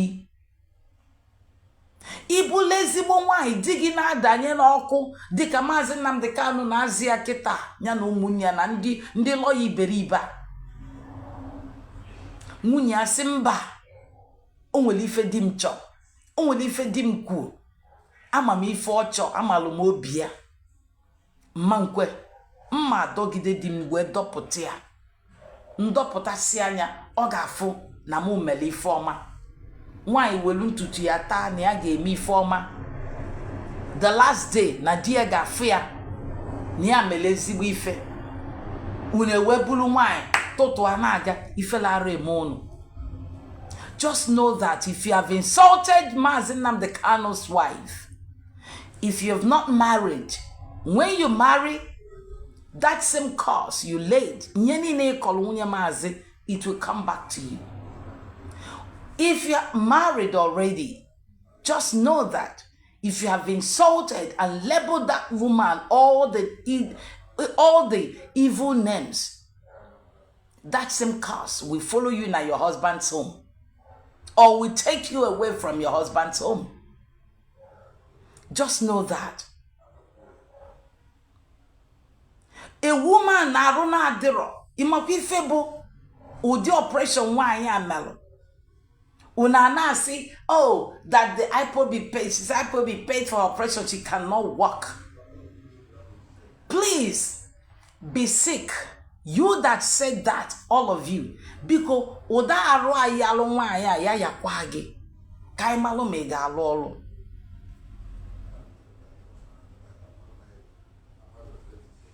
Kuda oya nwayale ka imalo mega alolo. Ka imalo ka ị ga-esi wee ku nwa ị. Ka imalo onye ga-ekulu gị ya n'obodo oyibo. Ka imalo ma ọ bụ oda ịnọla obodo oyibo ị nwere help. Imakwa na onye n'obodo oyibo onwere onye ị ga-alapụrụ nwa. Imakwa na nwunye Mazi Nnamdi Kanu na ndị ya dị very delicate, ọ bụrụ ebe ọbụla ka ọ ga-anọ. Otu o si nọlụ, she cannot stay anywhere, she cannot go anywhere anyhow, and ọ bụrụ onye ọbụla ka ọ ga-arapụrụ nwa ya, maka na onye ọbụla na-achụ di ya na-achụ ya. Onye ọbụla na-achụ di ya ka o gbuo na-achụkwanya bụ nwaanyị, na-achụkwa nwa ya. Enwetara Mazi Nnamdi Kanu enwere ike inweta nwa ya ma nweta nwunye ya. Otu akwa ka ọ dị every man. Onye ọbụla na-achụ nna gị na-afụrọ nna gị n'anya will never love you. So if your father's enemy run your 440, if your mother's enemy na-afụrọ mama gị n'anya run your 440, because your mother's enemy, your father's enemy can never love you. Okwe na nife ngwale. Ina nife ngwale. Why did Lolo Neka did that interview? Or because of Vaseline na ako onye akologeba, onye akologeba, onye akologeba. Biafrans are no na this confusion and abande madu nisi family are divided. Why we say okay? Kamalo go do the truth. We joanya. ife ojuju ba ya ife abụ ka ọ malụ ma truly ọ bụkwa nwunye Mazi Nnamdi Kanu. Nya mere o ji wee bido gwa anyị ka gị na di gị si wee kwudo. Ụfọdụ si na ọ dịrọ necessary, ọ dị necessary because na ụna aghọtarọ. Nya mere o jiro wee dị necessary to you. Ife o ji wee dị necessary bụ na ịkọwa ya bụ ọ chọrọ ka ụwa malụ na truly na-anụrụ nwunye Mazi Nnamdi Kanu anụ dịka Igbo si anụ na-akwụrụ ụgwọ isi ya, maka na ọ bụrụ dị ịgba akwụkwọ n'ụlọ ụka. Mba, n'ala Igbo akwụrụ anụ ụgwọ isi gị inugokwe di. Rapụkwa akwụkwọ a na-agba n'ụlọ ụka ije yie white, yes, mana na omenala anyị nwoke nụrụ anaghị kwụ ụgwọ isi gị. Ọ bụrụgodu na ọ gbara nkwụ kpọọ ụwa niile, enwere ife a na-akpọ ịgba nkwụ ụmụnna. Ọ gbara na nkwụ ụmụnna kwụ ụgwọ isi ọnụgokwaghị. Ọ chọzi ịgba nnekwu nkwụ nke ọ ga-akpọzi ndị mmadụ ọgba, ọ chọrọzikwa ọkpọlụ nwunye ya naba. Nya melụ ọ bụrụ na nwaanyị apụọ na be nwoke, nwaanyị ga-ewelụkwa ngo ya anwa, kpọlụ ngo anwa akpụrụ n'isi ya kpọnakwa na be nwoke. O je weghachikwa ndị befa ewelụkwa the dowry je return or dị free to marry another man. Ị na-anụ? Ọnya bụ omenala. Nya melụlụ ọlụ Nneka ji wee jụọ anya kedu ka gị na di gị si wee kwudo. Anụlị anụ ke ha anụkwọlị ya ka esi anụ nwaanyị maka akụkọ ọkali, maka ife ọ na-agabiga n'aka ụmụnne di asịlị. Ọnya mere eji wee sị ka ha jụọ ọnya ka anụ onu ya. Ụfọdụ asị nwunye Mazi Nnamdi Kanu kwuo n'okwu, nwunye Mazi Nnamdi Kanu ada eje Sokoto, nwunye Nnamdi Kanu ada eje Abuja. Ofu nwa nwaanyị je asịlịkwa asịlị. Ọ ife eji wee jụ ya nya bụ ife ka amalụ ma emekwele ego n'isi ya ọkwa true nwunye Mazi Nnamdi Kanu. True and yes, ọ nwunye Mazi Nnamdi Kanu. Kedu ndị ọ na-ewe iwe maka na afụgo m n'ọnọdụ anyị nọ, nwere ọtụtụ ụmụ nwaanyị na-alụsị Mazi Nnamdi Kanu anya, rapụ ife abịalụ na-akọ ife ọzọ. O rekwọrọ unu ịbụkwa nwaada, unu abụrụzi nwaada ndị Mgbo gbaa. Unu fụkwara ụmụ nwaanyị Biafra oge agha ndị bụ ọ bụrụ ụdị ndụ unu na-ebi kịta, unu ama njenwụrụ n'agha nọ. Ịma njenwụrụ agha keke ị ga-esi na-ebi ndụ ọjọọ ijebe agha Biafra gị nwa bụ nwaanyị esi na ịbụ nwaada. Unu makwara ife a na-akpọ nwaada. Ife a unu na-ezuzu kịta olekwọ lọlọ Nneka pụtara asị nwaada ka onwe ife ọ ga-eme. Stand on the truth. Unu ebuli ya na-akpọli ka esi akpọli nwunye Mazi Nnamdi Kanu. Unu na-akpọli ya maka gịnị? Maka na achọrọ imetụsi eziokwu aka. Biafrans ọ gịnị na-eme anyị? Anyị fụrụ Mazi n'anya rinne, mana DOS nwere mgbe fasisi tagbuo Mazi. Ọfanwa nọ na-anụ ọgọkwa fa DOS nọgidelu wee nụta discharge na acquitted n'isi Mazi Nnamdi Kanu. One ndị jelu wepụ DOS, one ndị wepụrụ Barrister Ejiofor. Ọ na-abụ gasị Abuja ọ nata mbosi Barrister Ejiofor na-aga Abuja, Biafrans na-eju Abuja niile ana-eti egwu ana-asụ holy holy holy Nnamdi Kanu is another save. Ebe niile a na-enwu, ebe niile a na-enwu ọkụ obodo oyibo, ebe niile onye ọbụla nọrọ na media a na-achọ news. Gịnị what is happening? Ụmụnne ya wee je lụgide anị jedegide chụpụ febe anwa nọchie buli ikpe je a na-agwafe unu eje na court. Maazị Chinasa Nworu tigidere mkpu Biafrans ka ngwakwa unu. Biafrans aka m dịkwa ọcha, aka DOS dịkwa ọcha o, maka famesi kịta atụ onye nga ha si na ọwụ DOS, which they are doing now. Ha gana a na-agwa ha na agana jebenu ne all our broadcast DOS broadcast, China Sanworu's broadcast, all the media warriors that stood, this same Iraq that turned to Iraq now and turned to flying monkeys, most of them were there. The Methuselah, he fought the battle. Also, Methuselah, what happened to you? I have said it so many times. I want to remind you all that what happened to you all? Mazi Nnamdi Kanu bulinya like IPOB. Apotazie nazo asekwaze destroy IPOB. Una akuzena levy.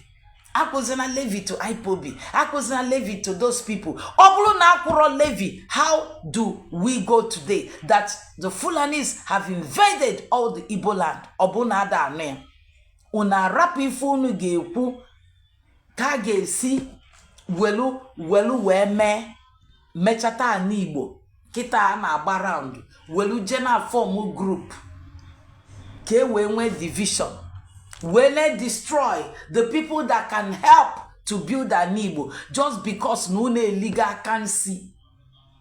Omo wande Mazi Nnamdi Kanu atugi anga jegide na lawyer jimako okuno polo sanu nine pogide sanu nine pogide sanu nine up to 30 something 50 something. At the end of the day, Uno Mazi cannot do defense on his own. But Barrister Maxwell, Ebugolu Zobanya ba mambojelo but Mazimobuda Ojo Holland, I don't know one Europe country Oje. Niaga resign if they don't release Mazi Nnamdi Kanu. After everything, Okosoni no balo. Now ona abanyego kwa politics. Biafrans, if you don't know it today. Obu politics kapolai kai bakwe again.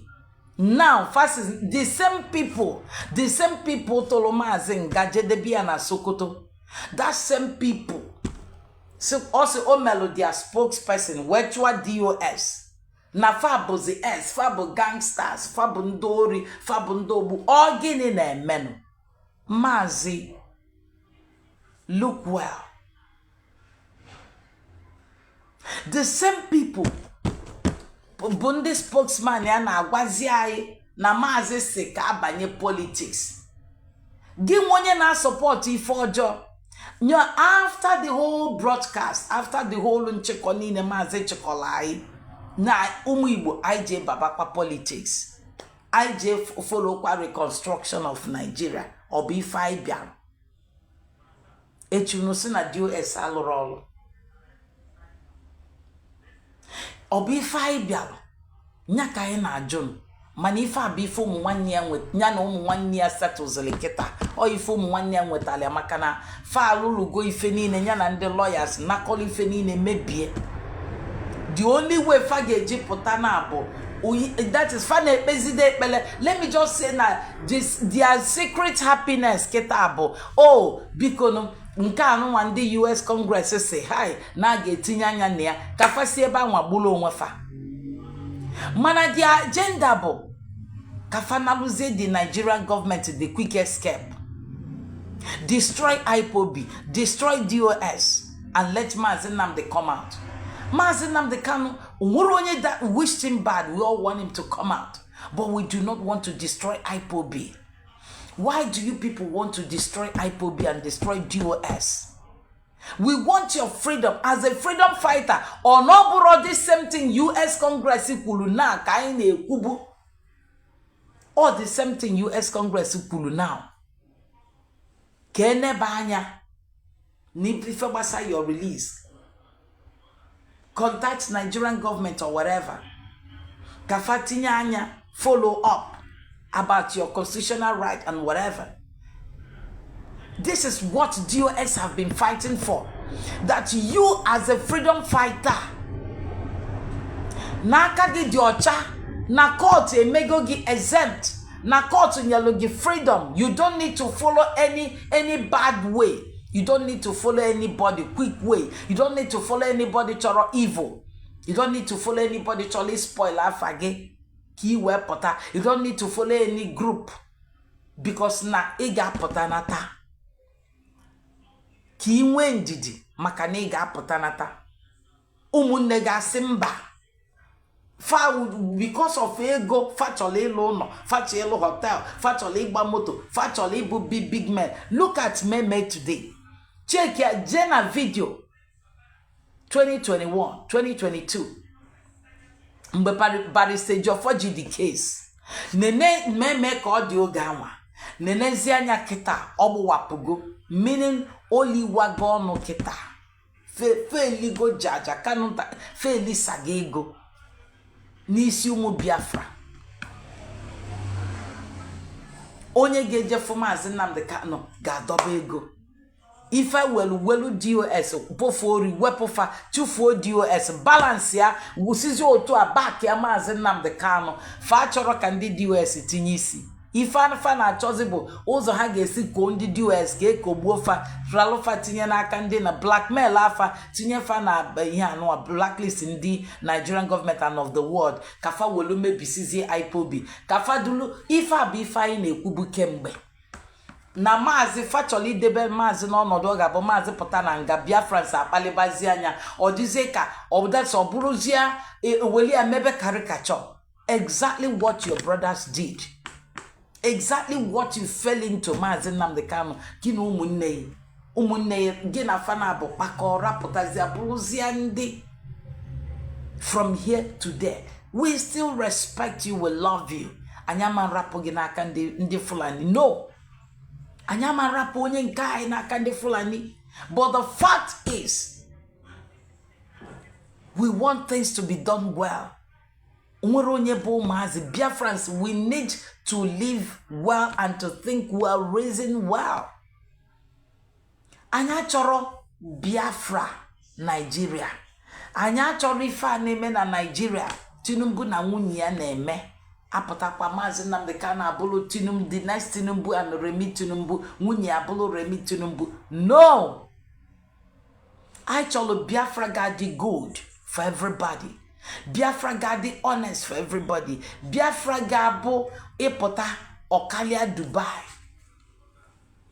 Na akpọla Dutch nation ka anyị gosi fada we can do. I man anyị ga-emenwu ya. I chọrọ Biafra ga dị clean. Let me just tell you. Obodo niile ụnụ na anyị na-agbaga mana United States o, mana London o, mana Dubai o, mana Ireland o, mana Turkey nwan o, mana ebe niile fụlụ, mana France. Ka m gwa gị, ọ bụrụ na enwero law na-guide obodo a, that is na-emefa fa na-edebe aka fa ọcha na-ekwu eziokwu, obodo ahụ ịma mbinwe ya. Ịma mbinwe nwere onye ga-ebinwe ya. Onya melụ. Ọ bụrụ na kedu ife eji agbapụ na Nigeria fe nwere law. Kedu ife aka jijide Mazi Nnamdi Kanu fe nwere law. Ọ bụrụ na law na function na Nigeria na enwero this evil fa na-eme. Mazi Nnamdi Kanu mgbanwe release ya ka ọ ka apụta. Mana ntụ na aghụghọ na-achị Nigeria and it can never be better.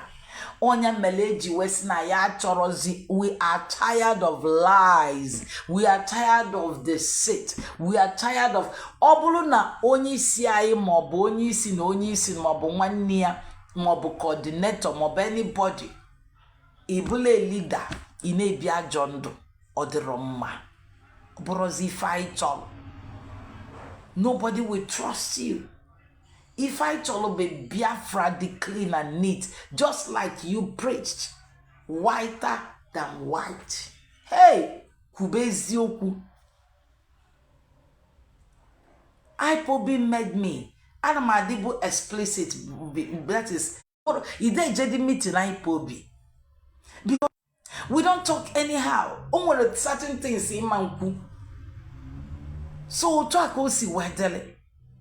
So IPOB is still real by the DOS. If I jekuyo tuabo, no DOS na-achị leadership kita.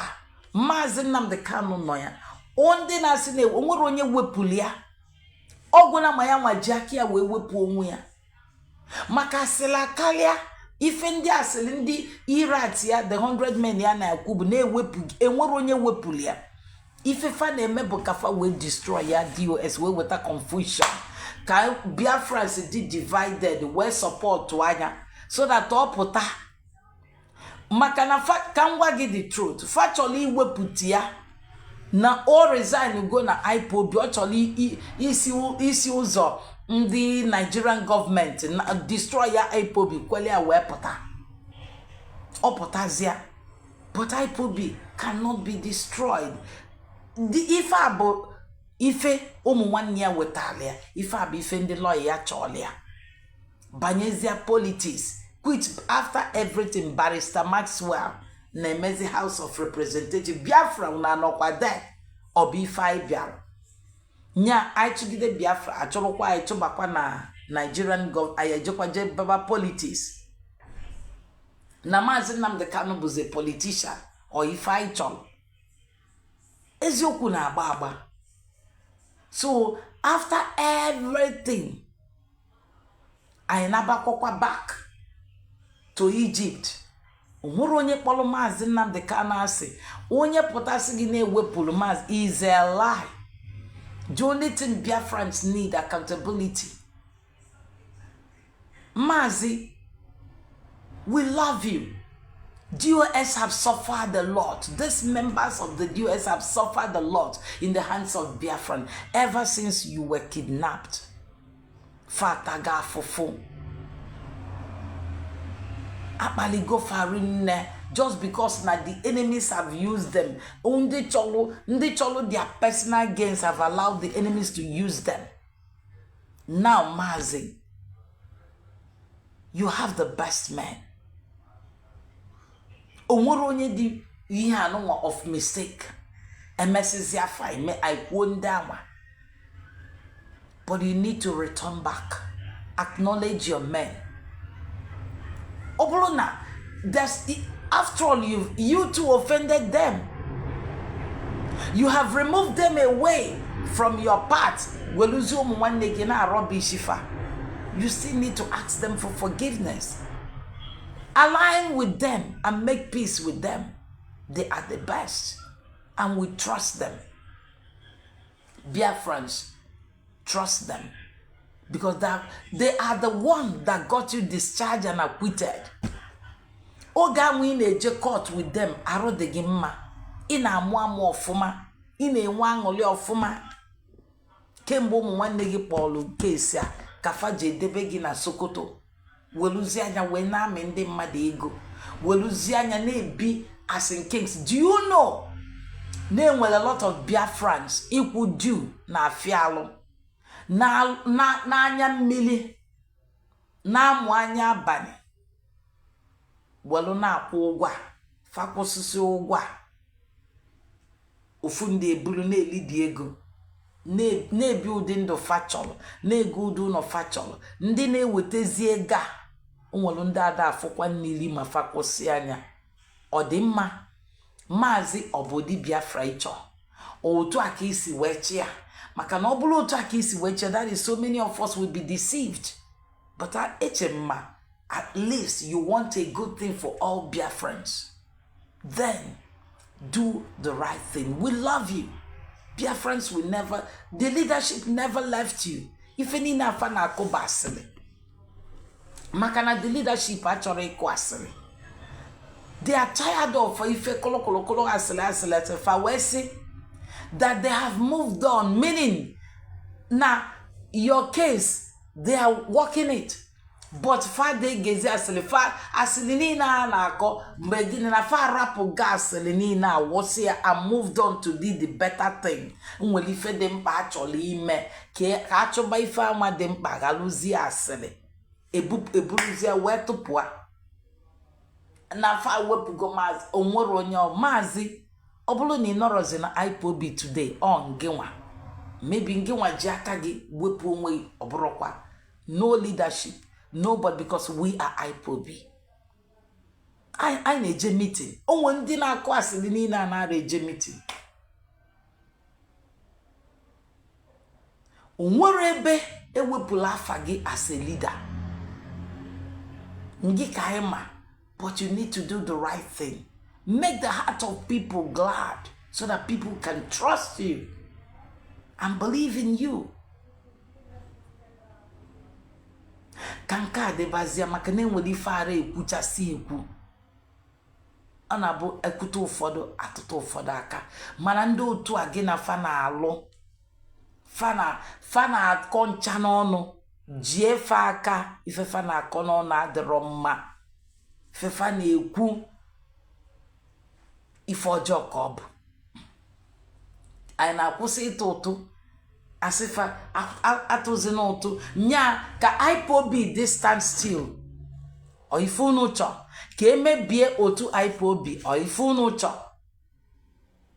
mba nụnụ ebidoghị ya na-ebidoghị ya ofu onu a na-ekwuru ndị Igbo anyị ga-akwado ya Biafrans kwado IPOB and kwado ESM malụkwanụ na ndị Fulani ejugo n'ọfịa Mazi ọkwa gị nwa melụ prọfesi ụwa niile na-ekwu maka ya ndị Yoruba na-ekwu maka ya kịta onye ọbụla na-ebe ndị na-ayọ mgbaala na-ayọzi na ha dị sorry Mazi Nnamdi Kanu I'm sorry na ekwuru m egensi mgbedo ife na ikwulu emena Mazi reason back and come back to your house the DOS and bless your house because ndị a ejidegolu ojiri ụmụnne gị ndị lọya gị bụ ejimoka asno ejimoka ka so gịnị na Maxwell abawalugokwa they are all rich they have used your name and made money febigego ụmụ Biafra ketazi ọ bụzi a politician he has fulfilled his dream o mesigokwa masters ya to become a politician Mazi Nnamdi Kanu the same thing a lawyer Jimako they have all built bought and labeled their lives and their future. What about we Biafrans na tazia fufia? So please call a spade and let all the insults to your wife stop this very moment.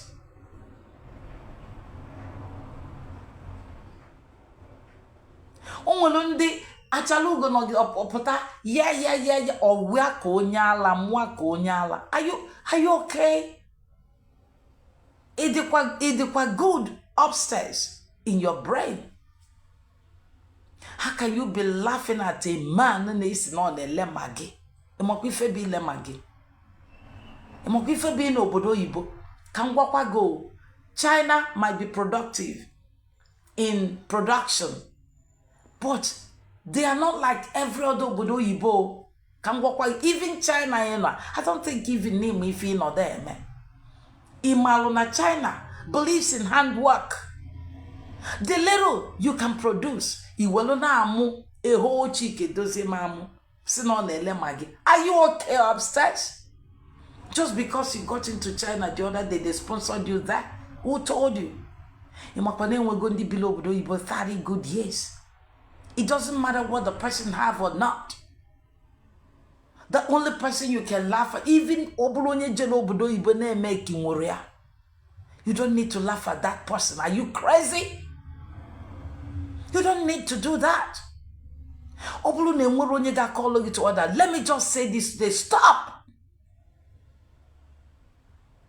How can you have a guts to insult everybody just because of Mazi Nnamdi Kanu? If Mazi Nnamdi Kanu is our leader, must you insult everybody? If Mazi Nnamdi Kanu is our leader, or Sigi, or Waloge, or no Sigi, insult these people. And you people are insulting people every day. Stop! Enough is enough. Is it? Where will you stand? Which IPOB are you? To be insulting people every day, stand and you'll be insulting people as if it's the food you eat and you think nobody can say anything, nobody can do anything, so you can say anything you want.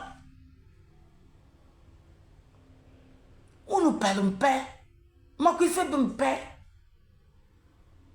You think you can, anytime, any day, you just on your video and you talk about people anyhow. You insult your father, you insult your uncle, you insult your brother, and you think nobody can do it. Insult them. Who told you to be insulting them? Is it what our leader said, Mazi Nnamdi Kanu told you to insult them, to blackmail them? And all of you, you open your mouth wide.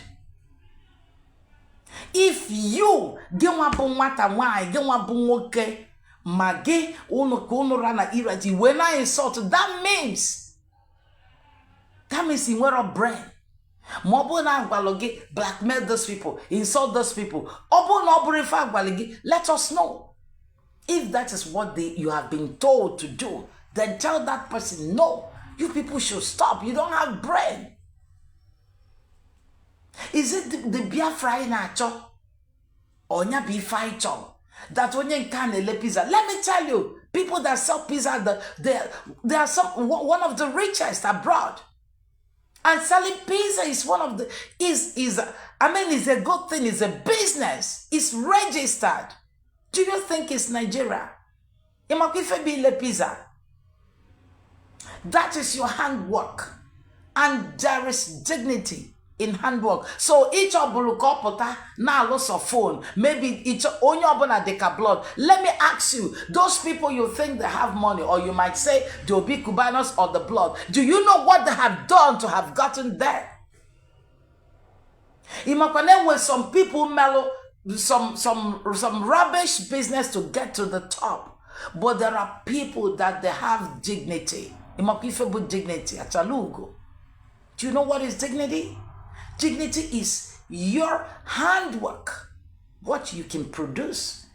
In a producer, do you know abroad, in the US, in London, in Ireland, whatever you're talking, whatever a place you might call it, you're living, France or whatever, you can have your handwork.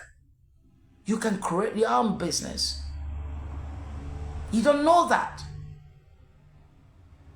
Do you think just being rich is just riding cars and building phones? It's not everybody. Obodo if everybody will go comfortable. If you can do your little handwork and can pay your bills, you are comfortable. They respect you. Your name is your riches, Mr. Woman or Mrs. or Miss Woman or Miss somebody or Mrs. somebody. Your name. Your handwork is number one. Your dignity, because you have a handwork. Do you think abroad they deal with cash? You need to have your credit cards. You need to work. Your credit cards speak for you. Excuse me, you don't know anything. How can you get out there to insult people? Onye nka bina no business no bina ebe obili go ebe amagina eme. Do you know what it means when a man loses control? Do you know what that man you're insulting that wear a roof? Do you know what he is going through? Do you know what he has been through? Do you know what it means for a wife to have taken all the years of your property?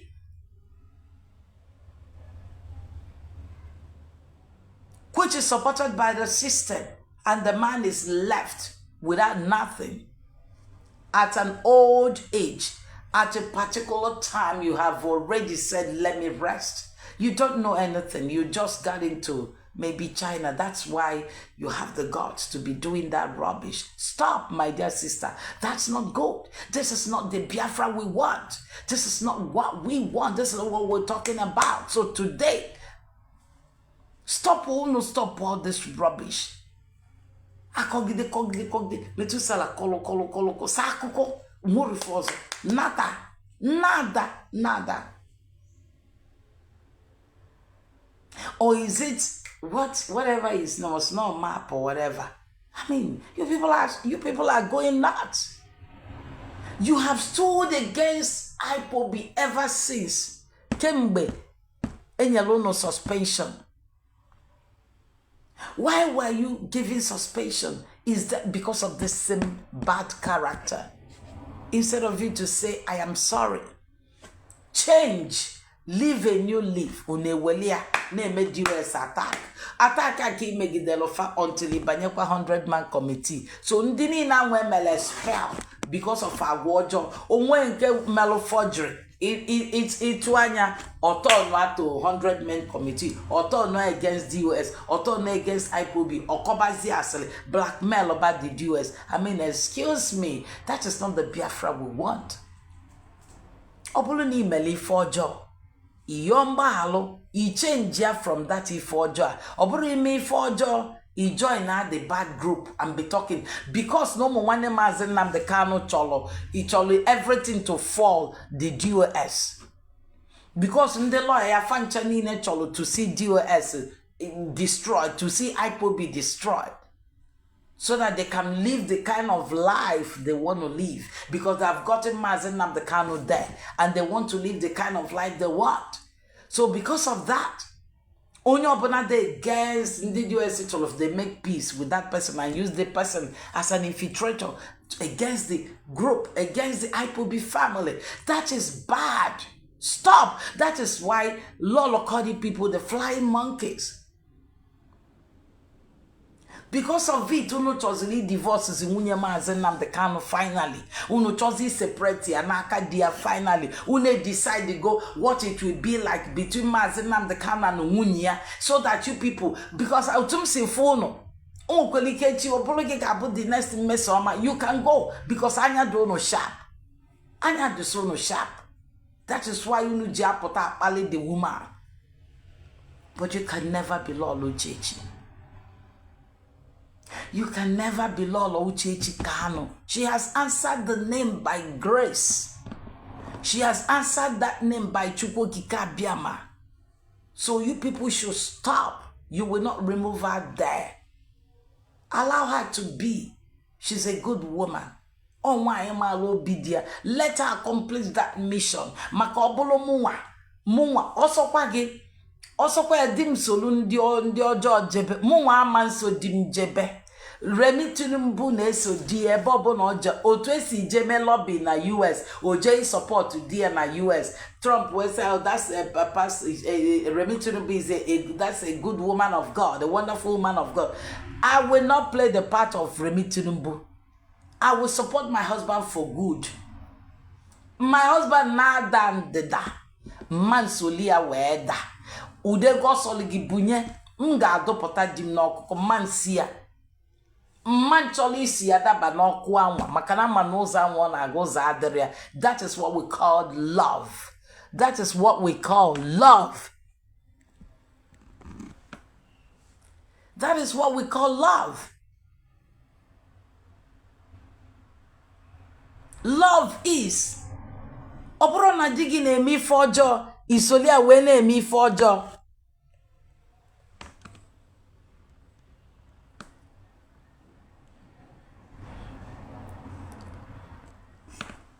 Hello.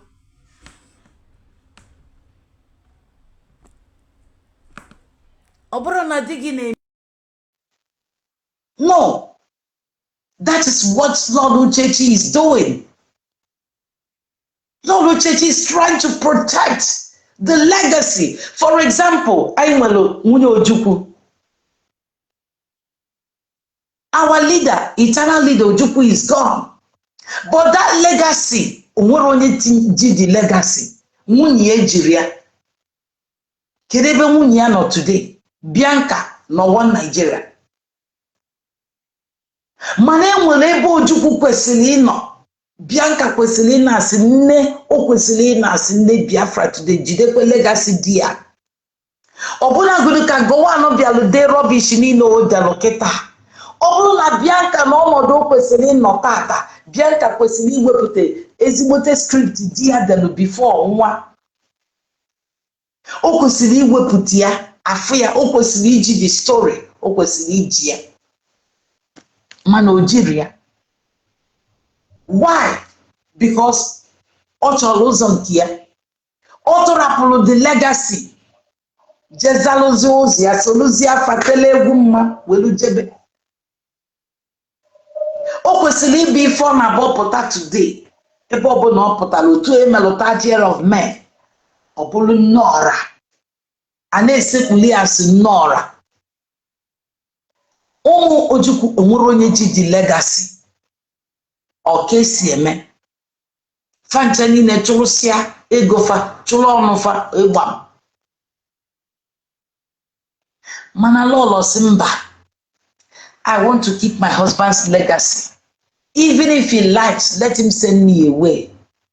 Mgbe m wetara ife m na-achọ ụzọ anwa dị mma, my husband will look back. My husband will realize na mmeli forma and he will come for me. O wee naanị okwu ọjọọ niile a na-agwa ya na-anọ ka ọ dị mma ka ọ dọpụta isi di ya ka fada egbufuru na ya di ya. Ọ chọrọ ka fada fuo di ya. Nya mere lọlọ ji stand on the truth. Mana ndị ajọ niile anwa ma ndị sosili autopilot wee je bulu busisisia natakwa si na fa bụ ebe ka ịgba ipe obi. Join ezia Osno 100 committee weluzia wee na-akpali the rightful people. Meanwhile, unu chịrị autopilot busi onwe unu de nwere ife unu menwu nwere nke unu metanwu unu anatakwa because gini na DOS si na fama nyo na ife unu chọrọ. After everything eziokwu agba n'ife. After everything agbazie anyị na Mazi Nnamdi anụọfịa ejimako ejosina sikwazia Mazi Nnamdi Kanu wee sị ka ọ kọziela anyị ka o si wee jee ife ka o si wee jee Kenya. After how many years of ebubo of blackmail to this humble man, to this humble house, after how many years? So na DOS amaro all Kanu Takanu, all what the same lawyer Jimako. Biafrans. Okapa manu no nya beziu. Okapa manu no malebe ifesi emono. Okapa manu no stand on the truth. The truth is Biafra land has been invaded. Biafra land has been, it has been invaded. That is Fajule Beni Neketa. That's all in the mainstream, everywhere. That all the communities in Owerri have been rounded up. Your governor will not save you. Or what any governor can save you, Maka? They cannot. They cannot. Use Operation Save Yourself. Ndu Maya, Nabia State, they are all there. If you like, be playing. If you like, continue listening to 100 men. If you continue to listen to people get do fugi, all by the same DOS, obulu nosu, I got my by Manunu welofa mebie, una chosi ndi ge hapo no ma mmili dobe. Nka basasi kwaro. Nka osugono ana asisi kedizi fa ga-eme osuru anasi kedizi ebe ndị DOS no kezi ndị atụ na fabu leadership in atukwo auto to support ESN. Are you supporting DOS so that oburu na enwe ife menu fapota ESN needed enyemaka? Itoro, how will they do? Igbo DOS, who will go? Igbo DOS, who will go? Or are we gonna trust Kanu Takanu or Meme? Kangwakwai Osukwe Kanu Takanu will find his way. Or find the go way already to abroad. Osura Kwanana or Rapono or move Chilezilunia move. Kanu Takanu will not even answer you. So Uno Chibo DOS Osukwa operation onye malo onwe ya. Ando ife facholo na Igbo. Ka e wee gbuo DOS, gbuo IPOB. Ọ ga-abụ ndị Fulani strike is otu afa na-abịa na strike obele ụmụokwu onye ga-azụ ụnụ. Onwede onye ga-azụ ụnụ. So ọ bụrụ na ị mara ife gị nwa bụ onye Biafra, support DOS, support IPOB. Ọ bụrụ dị nke a na-asa na-ekwu IPOB DOS is IPOB and DOS is the leadership. Our leader, Mazi Nnamdi Kanu, n'ime. Ya na ndị enemies nọ. nwere ife ọ ga-emenwu na mana enwe ndị outside ga-alụ ọrụ ọ ka esi eme leadership kwesịrị na-alụ ọrụ until ọ pụta ọ bụrụ ọnọdụ n'ime emebie obi emebie leadership ụmụ nwanne ebulu onwe ife menụ ọtaji egbube ụmụ nwanne mmemme ama mpụta Kanu ntaka na ama mpụta adanne ama mpụta fancha niile ga-agbafukwa maka ha enwesigo ego ndị lọya niile a ga-agbafukwa ha enwesigokwa ego ha ga-eji pụọ ọkwa ụnụ nwa ga-anọdụ. So if you like, open your eyes and join and help DOS to realize our mission. God bless you all. I saw somebody, Ezocha, that wanted to join me. I tried to link up to you, but it failed.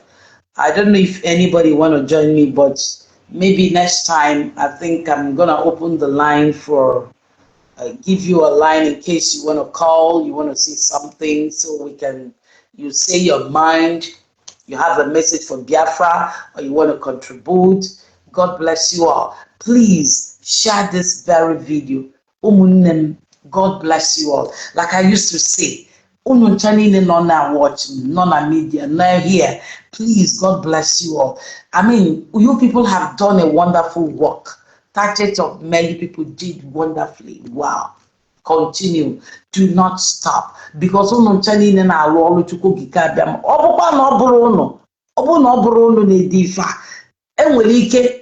US Congress or United States White House or Trump, I'm for the IU,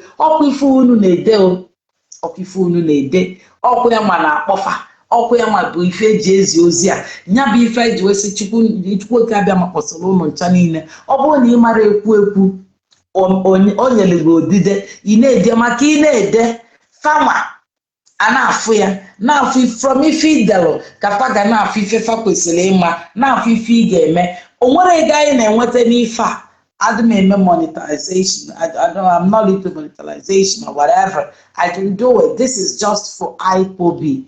We are not being paid. Just like YouTube now. So if I am this our page is abro for ego. Or if obobo just to promote the Biafran struggle. So whatever you're writing is what is telling the US Congress what they're supposed to know. Is telling the people the truth, what they're supposed to know. Is telling Biafran people that when they're confused, they're too emotional. We should detach emotion from I too love. We love our leader, but we don't support evil. Manankawa, Okwawa. Achorom kaine ekuzi a kesi kuya, but Biafran need to know. If je kuya, ndine kuya kafasi kuya. And with a lot of hassling where or these are people are now blackmail people as if na people no, they really have to explain when they feeling they deceived you want to go and they cannot hold their emotions and they need to speak out, but then it will faka it will go faka dolia Mazi. We want him out. Just like the United Congress is or if I talk.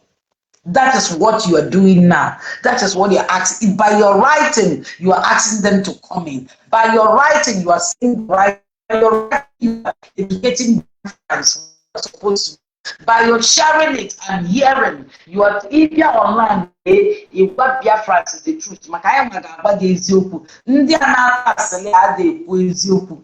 Onye na-akwa ya ụgwọ ọnwụrụ ndị si eje protest n'ifefa na-eje bi na nwoke ụmụnne m ife niile anyị eje protest gba many years ebe niile akpọrọ protest anyị je amarọ m ife bi na nwoke enwere ụmụ nwaanyị ndị bịara ebe ahụ mfụrụ mmanụ ife bụ na-eso nwoke da but rather any IPOB member na unity ọbụla ịnọ ife nwaada dị gị mma na unity gị nụ anya. As long as a Biafran woman, nobody no more Biafra.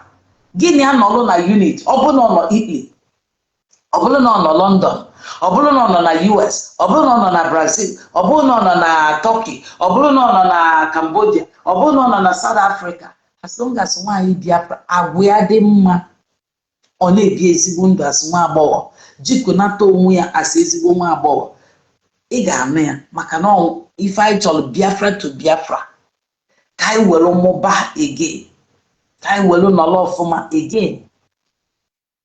Asịrọkwa gị nọ nke na-adịrọ mma, mana ọ bụrụkwa ka ije gbaka anya, ka ije yebe yesi anya ma nne ya, wepụzie na agwa anwa tụfuo na ya, tụfuo na ife ndị ọcha na-abụ fafụ nwaanyị fa chọrọ ịnụ fanụ anya ozugbo, nya ọ gwara anya were ọnụ ya gwa ya ka ya na ya na-abụ yibazia dịba mma. Ife ọ na-agwa ya bụ na saịdị anyị bibu na onye future wife ya, o nwere anụ otu o si mekpa ma ọ bụrụ na ọ dị ime ọnọbụ ya ozugbo.